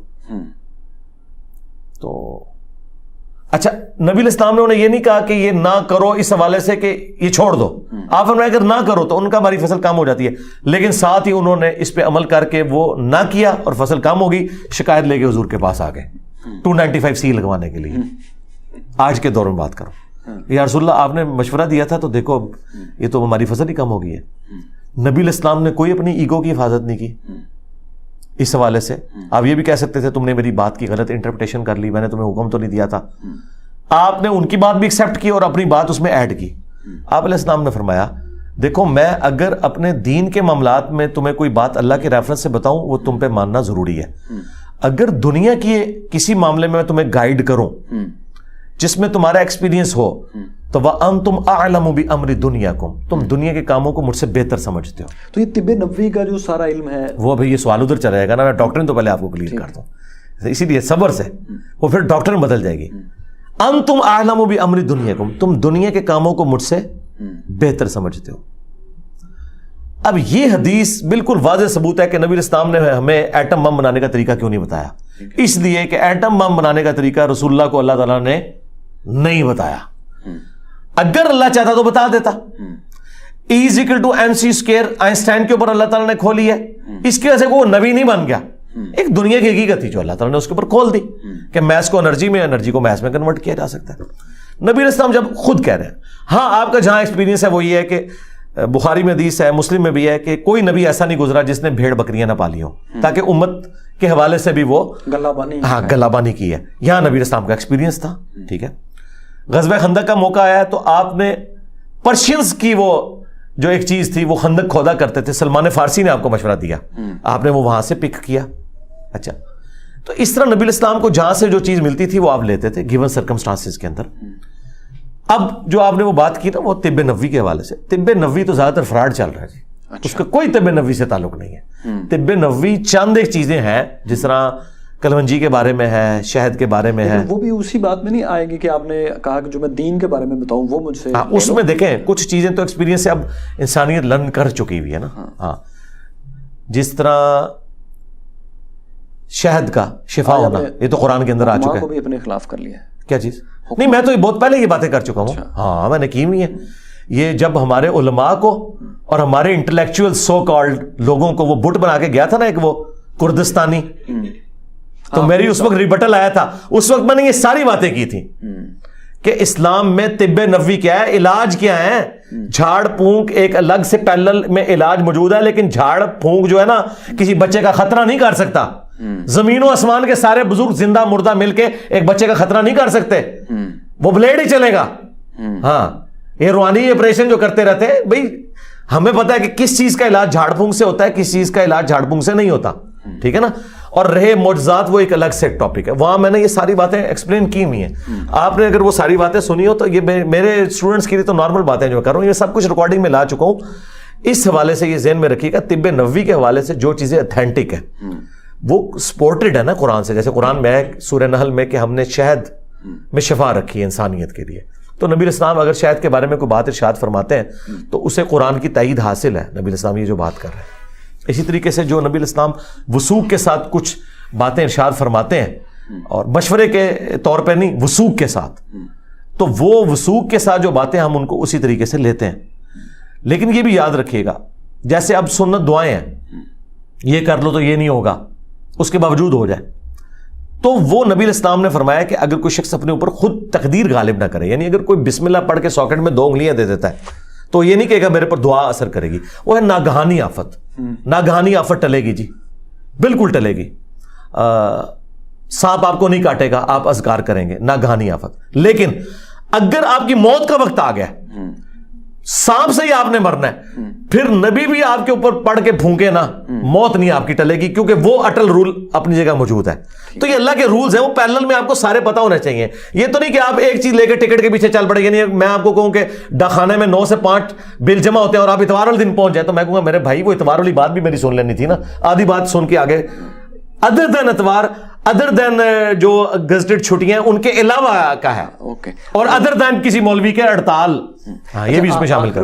آخر میں آپ سے یہ پوچھنا چاہتا ہوں کہ علم کا اور عاجزی کا بڑا گہرا تعلق ہے, لیکن آپ یہ جو الفاظ بولتے ہیں پھکی دینا, گھر تک چھوڑ کے آنا, میں ذرا طبیعت ٹھیک, یہ آپ کو نہیں لگتا کہ ہماری علمی روایت جو ہے اس سے تھوڑا لگا نہیں کھاتا؟ میں تو پھر سائنٹیفک بات کروں گا. مجھے یہ بتائیں, ہمارے جو سائنٹسٹ اپنی ریسرچ سے لکھتے رہے ہیں, میں انداز بیان کی بات کر رہا ہوں. جی میں آؤں گا نا سرکار, میں سائنٹیفک میں ساری باتیں آؤں گا. کیا جب سائنٹسٹ اپنی تحقیقات سامنے لے کے آتے ہیں وہ آ کے اعلانیہ نہیں کہتے یہ میری تحقیق ہے؟ اگر Newton's formula for calculation of velocity of sound Laplace نے غلط ثابت کیا اور بتایا کہ تم نے جو اس میں وہ فارمولا لگایا تھا اس کو ایڈیابیٹک کرنا چاہیے تھا اور گیما کی ویلیو ڈالنی چاہیے تھی, اس لیے تمہارا یہ فارمولا غلط ہوا, اور اس نے آگے اپنی تحقیق سامنے رکھی, اور وہ آج تک لیپلاس کریکشن کے نام سے پڑھایا جاتا ہے اسے FSC کے اندر. ادھر کسی کو نہیں خیال آتا کہ جی نیوٹن اتنا بڑا بابا, لیپلاس جو ہے کل کا بچہ آگے اس کی غلطی نکال رہا ہے. علمی دنیا میں یہ باتیں نہیں ہوتی ہیں کہ یہ جو بندے کا انداز بیان کیا ہے. اچھا اب آ جائیں وہ جو آپ نے پھکی کا, میں پھکی کو اردو کا لفظ تو نہیں ہے نا, پنجابی کا لفظ ہے, اردو میں بھی آپ آ چکا ہے. میں آتا ہوں میں ہر چیز کو اپنی کروں گا, جسٹیفائی کروں گا, مجھے کوئی اس میں معاملے میں نہیں ہے. یہ میرا جو ایروگنس ہے, دنیا میں جب کوئی ایسا کرتا ہے تو اس کے بعد اس کا کوئی بینیفیشری بھی ہوتا ہے نا. یعنی خان کہتا ہے کہ سارے چور میں ٹھیک, اس کے بعد وہ کہتا ہے مجھے وزیر اعظم بناؤ, یہی کہتا ہے نا. میں نے کیا بینیفٹ حاصل کیا اس سسٹم سے وہ بتائیں. جب فالوئنگ لیا تو فالوئنگ کیوں کوئی بندہ حاصل کرتا ہے؟ فالوئنگ اس لیے حاصل کرتا ہے کہ اپنی لادہ امپائر بنائے گا جس کا وہ بادشاہ ہوگا، اپنا مدرسہ بنائے گا، چند ابو ہوگی، وہ شانہ لائف گزارے گا. میں نے کیا حاصل کیا؟ یہ حاصل کیا کہ میری بیوی بچوں کی لائف سٹیک پہ، میری لائف سٹیک پہ میں چھپ کے زندگی گزارتا ہوں. میں اعلانیہ کسی سڑک پہ کھڑے ہو کے جو ہے وہ چنا چاٹ نہیں کھا سکتا. میں نے تو کچھ نہیں حاصل کیا. میرا یوٹیوب چینل مونیٹائز ہو تو میں کروڑوں روپے کما سکتا ہوں. میں نے وہ ویڈیو ایڈز کے اوپر مونیٹائز نہیں کیا. میں نے اس سے حاصل کیا کیا؟ لہٰذا مجھے غلط ثابت کرنے کے لیے آپ کو پلانٹ ارتھ پہ مجھ سے پہلے ایک مثال ثابت کرنی پڑے گی کہ انجینئر صاحب یہ اس طرح کا ایک بندہ پہلے آیا تھا، اس نے یہ حاصل کیا تھا، آپ بھی اسی چکر میں ہیں. وہ کوئی چیز چکر نہ کہے، کسی نے بڑھاپے میں آ کے کوئی برانڈ اپنے نام کا لانچ کر دیا، ٹھیک ہے نا. میں نے جب اس سسٹم سے حاصل کوئی نہیں کیا تو مجھے کوئی کچھ کہہ نہیں سکتا. اس کے بعد یہ ایروگنس نہیں ہے، یہ میرا پیشن ہے جس کے ساتھ میں اپنی چیز بیان کرتا ہوں. اور جن لوگوں کو میں ڈیل کر رہا ہوں نا، وہ تو مجھ سے گلہ اس لیے نہیں کر سکتے کہ وہ لوگ بھی جب اس پہ بات کرتے ہیں تو وہ ایروگنس ان کا مجھ سے زیادہ ہے. خادم رضوی صاحب نے کہا کہ سورہ نے سور نے، میں نے آج تک کہا کہ وہابی سور ہیں. وہ تو کہتے تھے اسلام میں گالیاں بھی ہیں. گالیاں بھی ہیں. تو میرا یہ دعویٰ ہے کہ اس پلانٹ ارتھ پہ مجھ سے زیادہ سافٹ بندہ ہی کوئی نہیں ہے اس ٹاپک پہ بات کرنے والا. ایون میں یہ کلیم کرتا ہوں کہ سیدنا عمر مجھ سے زیادہ سخت تھے. وہ حضور کی صحبت میں رہتے ہوئے کہتے تھے یا رسول اللہ اجازت دے میں اس کا گلا کاٹ دوں. حالانکہ پیغمبر کی موجودگی میں کسی سب آرڈینیٹ کا کام ہی نہیں کہ یہ حرکت کرے، جبکہ اس کو اللہ کی وحی کی تائید حاصل ہے. وہ نبی خود حکم دے دے گا. یہ بار بار تلوار کو ہاتھ رکھنا ہے، یہ ایک نارمز کے اندر، ایتھکس کے اندر کیا اچھی بات ہے؟ نہیں. میں نے آج تک کہا کہ مجھے اجازت دیں میں تقی عثمانی کا گلا کاٹ دوں، میں احمد بریلوی کی قبر اکھاڑ دوں. میں کہتا ہوں بھائی اعلیٰ حضرت، میرے علاوہ کوئی اعلیٰ حضرت کہتے ہی نہیں احمد بریلوی کو سوائے بریلویوں کے. یہ تو ایک دوسرے کو کافر کہتے ہیں. میرے زیادہ کوئی سافٹ بندہ نہیں. اب آگے میرے الفاظ کا چناؤ. الفاظ کے چناؤ میں پھکی بڑا سافٹ ورڈ ہے، یہ کوئی گالی نہیں. پھکی ہماری پنجابی لینگویج میں جب کسی کے پیٹ میں مروڑ اٹھے اس کی اس ہوا کے درد کو ایڈریس کرنے کے لیے ایک پھکی دی جاتی ہے. میں جب یہ سخت سخت علمی باتیں کرتا ہوں تو جو لوگ صدیوں سے اپنی امپائر کھڑے کیے ہوئے ہیں تو ان کے دل میں مروڑ اٹھتے ہیں کہ یار یہ کیا کر رہا ہے. تو میں پھر کہتا ہوں کہ میں اس کو ٹھنڈا کرنے کے لیے آپ کو آپ کے اصول اور مبادی کے اوپر ایک پھکی بھی دیتا ہوں تاکہ آپ کا یہ درد کم ہو جائے. وہ پھر میں پھکیاں دیتا ہوں کہ اسی اصول کے اوپر ان کے کسی بابے کی بات بتا دیتا ہوں کہ بھئی اب غصہ نہیں کھانا. کل تک تم کہتے تھے اشرف علی رسول اللہ کفر ہے، تو آج اگر چشتی رسول اللہ نکل آیا تو بھائی صبر کرو، میرے پہ غصہ نہ کھاؤ چشتی رسول اللہ نکلنے پہ. آج تک تو تم اشرف علی رسول اللہ کو غلط کہہ رہے تھے. تو یہ میری پھکی ہوتی ہے. وہ تو دیوبندیوں کو میں پھکی دیتا ہوں جب میں اشرف علی رسول اللہ پہ کہتا ہوں، میں کہتا ہوں کل تک تم چشتی رسول اللہ کو غلط کہہ رہے تھے، تو اس وقت جب تم چشتی رسول اللہ کو غلط کہہ رہے تھے تو میں اس وقت خیال نہیں آیا کہ بریلویوں کے نازک سے چڑیے جتنے دل دکھ جاتے تھے تو تم خود دکھاتے تھے نا. تو میں اسے کہتے ہیں الزامی جواب، اینٹی وینم. اس کا میں نے پھکی جواب رکھا. میں اللہ کے فضل سے اس پلانٹ ارتھ پہ سب سے سافٹ بندہ ہوں اپنی فیلڈ میں. کوئی اور اتنے بزدل ہے کہ اس فیلڈ میں بولتے ہی نہیں ہے. اسی وجہ سے دنیا میں چینج نہیں آئی. میرے چھوڑے جانے کے بعد دنیا میں چینج کیوں آ گئی؟ اتنے بڑے بڑے لوگ آئے. لوگ کہتے ہیں نہیں مودودی تو شاہی کوئی نہیں، وہ تو پڑھا لکھا بندہ، اس کی کو خلافت و ملوکیت پڑھتا تھا. انجینئر نے تو ایک ریڈی باندھ کے ہاتھ میں بھی جنگ جمل صفین نہروان کے اوپر کلپ پہنچا دیا ہے، اور ایک جنرل کے ہاتھ میں بھی، اور ایک جو ہے وہ سپریم کورٹ کے جج کے ہاتھ میں بھی. وہ کہتے ہیں فتنہ ہی ہے. وہ دیکھیں جس نے میرے سر کی قیمت لگائی اس نے پتا کیا کہا؟ اس نے کہا اسلام کی ہسٹری میں سب سے بڑا فتنہ ہے. بالکل صحیح کہا تو، بالکل صحیح کہا. آخر میں مجھے یہ بتائیں کہ آپ کا فیصلہ اٹل ہے کہ آپ ڈاکٹر حمید اللہ کی طرح، بڑے بڑے علماء کی طرح، انہوں نے کیا چینج دنیا میں لے کے آئے؟ میں یہ کہہ رہا ہوں کہ وہ بھی علم کے لیے پاکستان سے باہر گئے، اپنے ملک سے باہر گئے. حمید اللہ انڈیا سے پاکستان آئے، تو بھائی کیا کیا؟ میں یہ کہہ رہا ہوں آپ نہیں جائیں گے اپنی حفاظت کے لیے یہاں. وہ سرکار یہ دو ٹاپک ہیں. پہلے مجھے بتائیں جن بڑے لوگوں کے نام بتا رہے ہیں ان کی کنٹریبیوشن کیا ہے؟ ان کے علمی کنٹریبیوشن کیا کنٹریبیوشن ہے؟ انہوں نے یعنی مجھے، میں اگر ایک عام بریلوی سے پوچھوں کنٹریبیوشن ہے جو گراس روٹ لیول تک، وہ تو حمید اللہ کے نام کو نہیں جانتا. آپ کی کنٹریبیوشن ہے. ایک منٹ دیکھیں، دنیا کی کسی مسجد میں جا کے آپ حمید اللہ کا ذکر کریں، وہ پوچھے گا کون سا حمید اللہ؟ وہ پوچھے گا وہ جس کے اوپر وہ تو نہیں حمید، وہ جس کے اوپر ڈرامہ لگایا ہوا ہے، وہ ترکی والے کا حمید کو تو جانتے ہوں گے. وہ عام لوگوں کے لیے لکھتے ہی نہیں تھے. ٹھیک ہے، بات یہ میں آپ کی حفاظت کے نقطہ نظر سے وہ ٹاپک چونکہ دیکھیں جب آپ سوال کرتے ہیں نا تو پھر بیچ میں جب آپ کسی کی ایگزامپل کوٹ کرتے ہیں نا، میرے ساتھ آپ کسی کو لے کے آئیں گے پھر میں پہلے کہوں گا کہ کسی نے کیا کر دیا. میرے تو کان کھڑے ہو گئے کہ کون سا انجینئر مجھ سے پہلے آیا جس نے کمال کر دیا. میں آپ سے دوبارہ سوال کرتا ہوں کہ آپ کیا یہ فیصلہ اٹل ہے؟ ہاں یہ آپ سوال پوچھے، نام لیں گے تو پھر میں کہوں گا کہ ہمسا ہو تو سامنے ہے. یہ تکبر کے طور پہ نہیں، کیونکہ میں نے چندہ بک نہیں بنائی، مدرسہ نہیں بنایا، میں نے لیکچر نہیں لڑنا، میں نے اس سسٹم کا بینیفیشری نہیں ہوں، بلکہ میں تو ایک ایک دن گن کے گزاروں کب رسول اللہ کے قدموں میں پہنچ جاؤں صلی اللہ علیہ وسلم. جتنی دنیا میرے خلاف ہوئی بھی ہے. اچھا لہٰذا ہمارے ساتھ تو بھائی کسی بھی فلاسفر پرانے نہ نئے کا ذکر نہ کریں. ہاں یہ سیدھی سی بات ہے.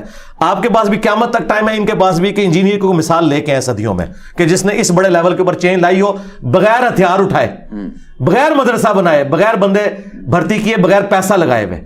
اچھا اب آپ آ جاؤ اس طرف. وہ میرا فیصلہ اٹل اس لیے ہے کہ بھائی ہمارے ساتھ لوگوں کی امیدیں وابستہ ہیں اس حوالے سے کہ ہم لوگوں کو دلیری دیتے ہیں. میں یہ ملک نہیں چھوڑ کے جاؤں گا جب تک کہ ان کا آخری فرقہ باز اپنی قبر میں چلا جائے اور میں اس کی قبر میں وکٹری کا نشان بنا کے چلا جائے آخری جائے. یعنی مراد یہ کہ سمجھانے کے لیے میں بات کر رہا ہوں. جی ہاں یہ تو نہیں ہے, یہ چاہتے ہیں یہ میں اگر باہر چلا جاؤں ان کو سکون آ جائے گا. پتہ کیوں؟ اچھا اس کے پیچھے میری دعوت کی بھی ہے. مجھے ہر سنڈے کو 300 400 500 لوگ آ کے آل اوور دا ورلڈ ملتے ہیں. وہ آتے ہی ہفتے کے لیے مجھے ملنے کے لیے. تو مجھے بتائیں میں اگر اپنا یہ پلیٹ فارم چھوڑ کے کہیں اور چلا جاتا ہوں مشکل ہوگا. ظاہر ہے میں اپنے اسٹوڈنٹس کو بلاتا ہوں کہ آبزرو کرو تمہارا ٹیچر ظاہر اور باطن میں ایک ہے. آئے تھے نا جنید سلیم صاحب, میں نے کہا دیکھیں اندر چٹائی آپ کو نظر آئے گی. یہ نہیں ہے کہ میں V8 سے نکلوں اور کہوں کہ اللہ کے نبی چٹائی پہ بیٹھتے تھے. ہاں انجینئر صاحب چٹائی پہ ہی بیٹھتے ہیں. ہاں جی بہت شکریہ sir, thank you very much. Engineer صاحب نے, علی بھائی نے بڑی سخت باتیں بڑے مدلل انداز میں کی ہیں. بہت سی باتیں اس طرح کی تھیں جن میں کچھ اور ڈیٹیل ہمیں چاہیے تھی, لیکن آلریڈی ہم نے ان کا بہت زیادہ ٹائم لے لیا. تو دوستو اس کو دیکھ کر آپ لاجیکلی اپنی رائے قائم کریں, کمنٹس میں بھی اپنی رائے دیں, ہم ان کو پڑھیں گے. انجینئر صاحب نے بتایا کہ یہ بھی کمنٹس بہت پڑھتے ہیں تاکہ ان سے لوگوں کی رائے جان سکیں. بہت شکریہ. جزاک اللہ خیر.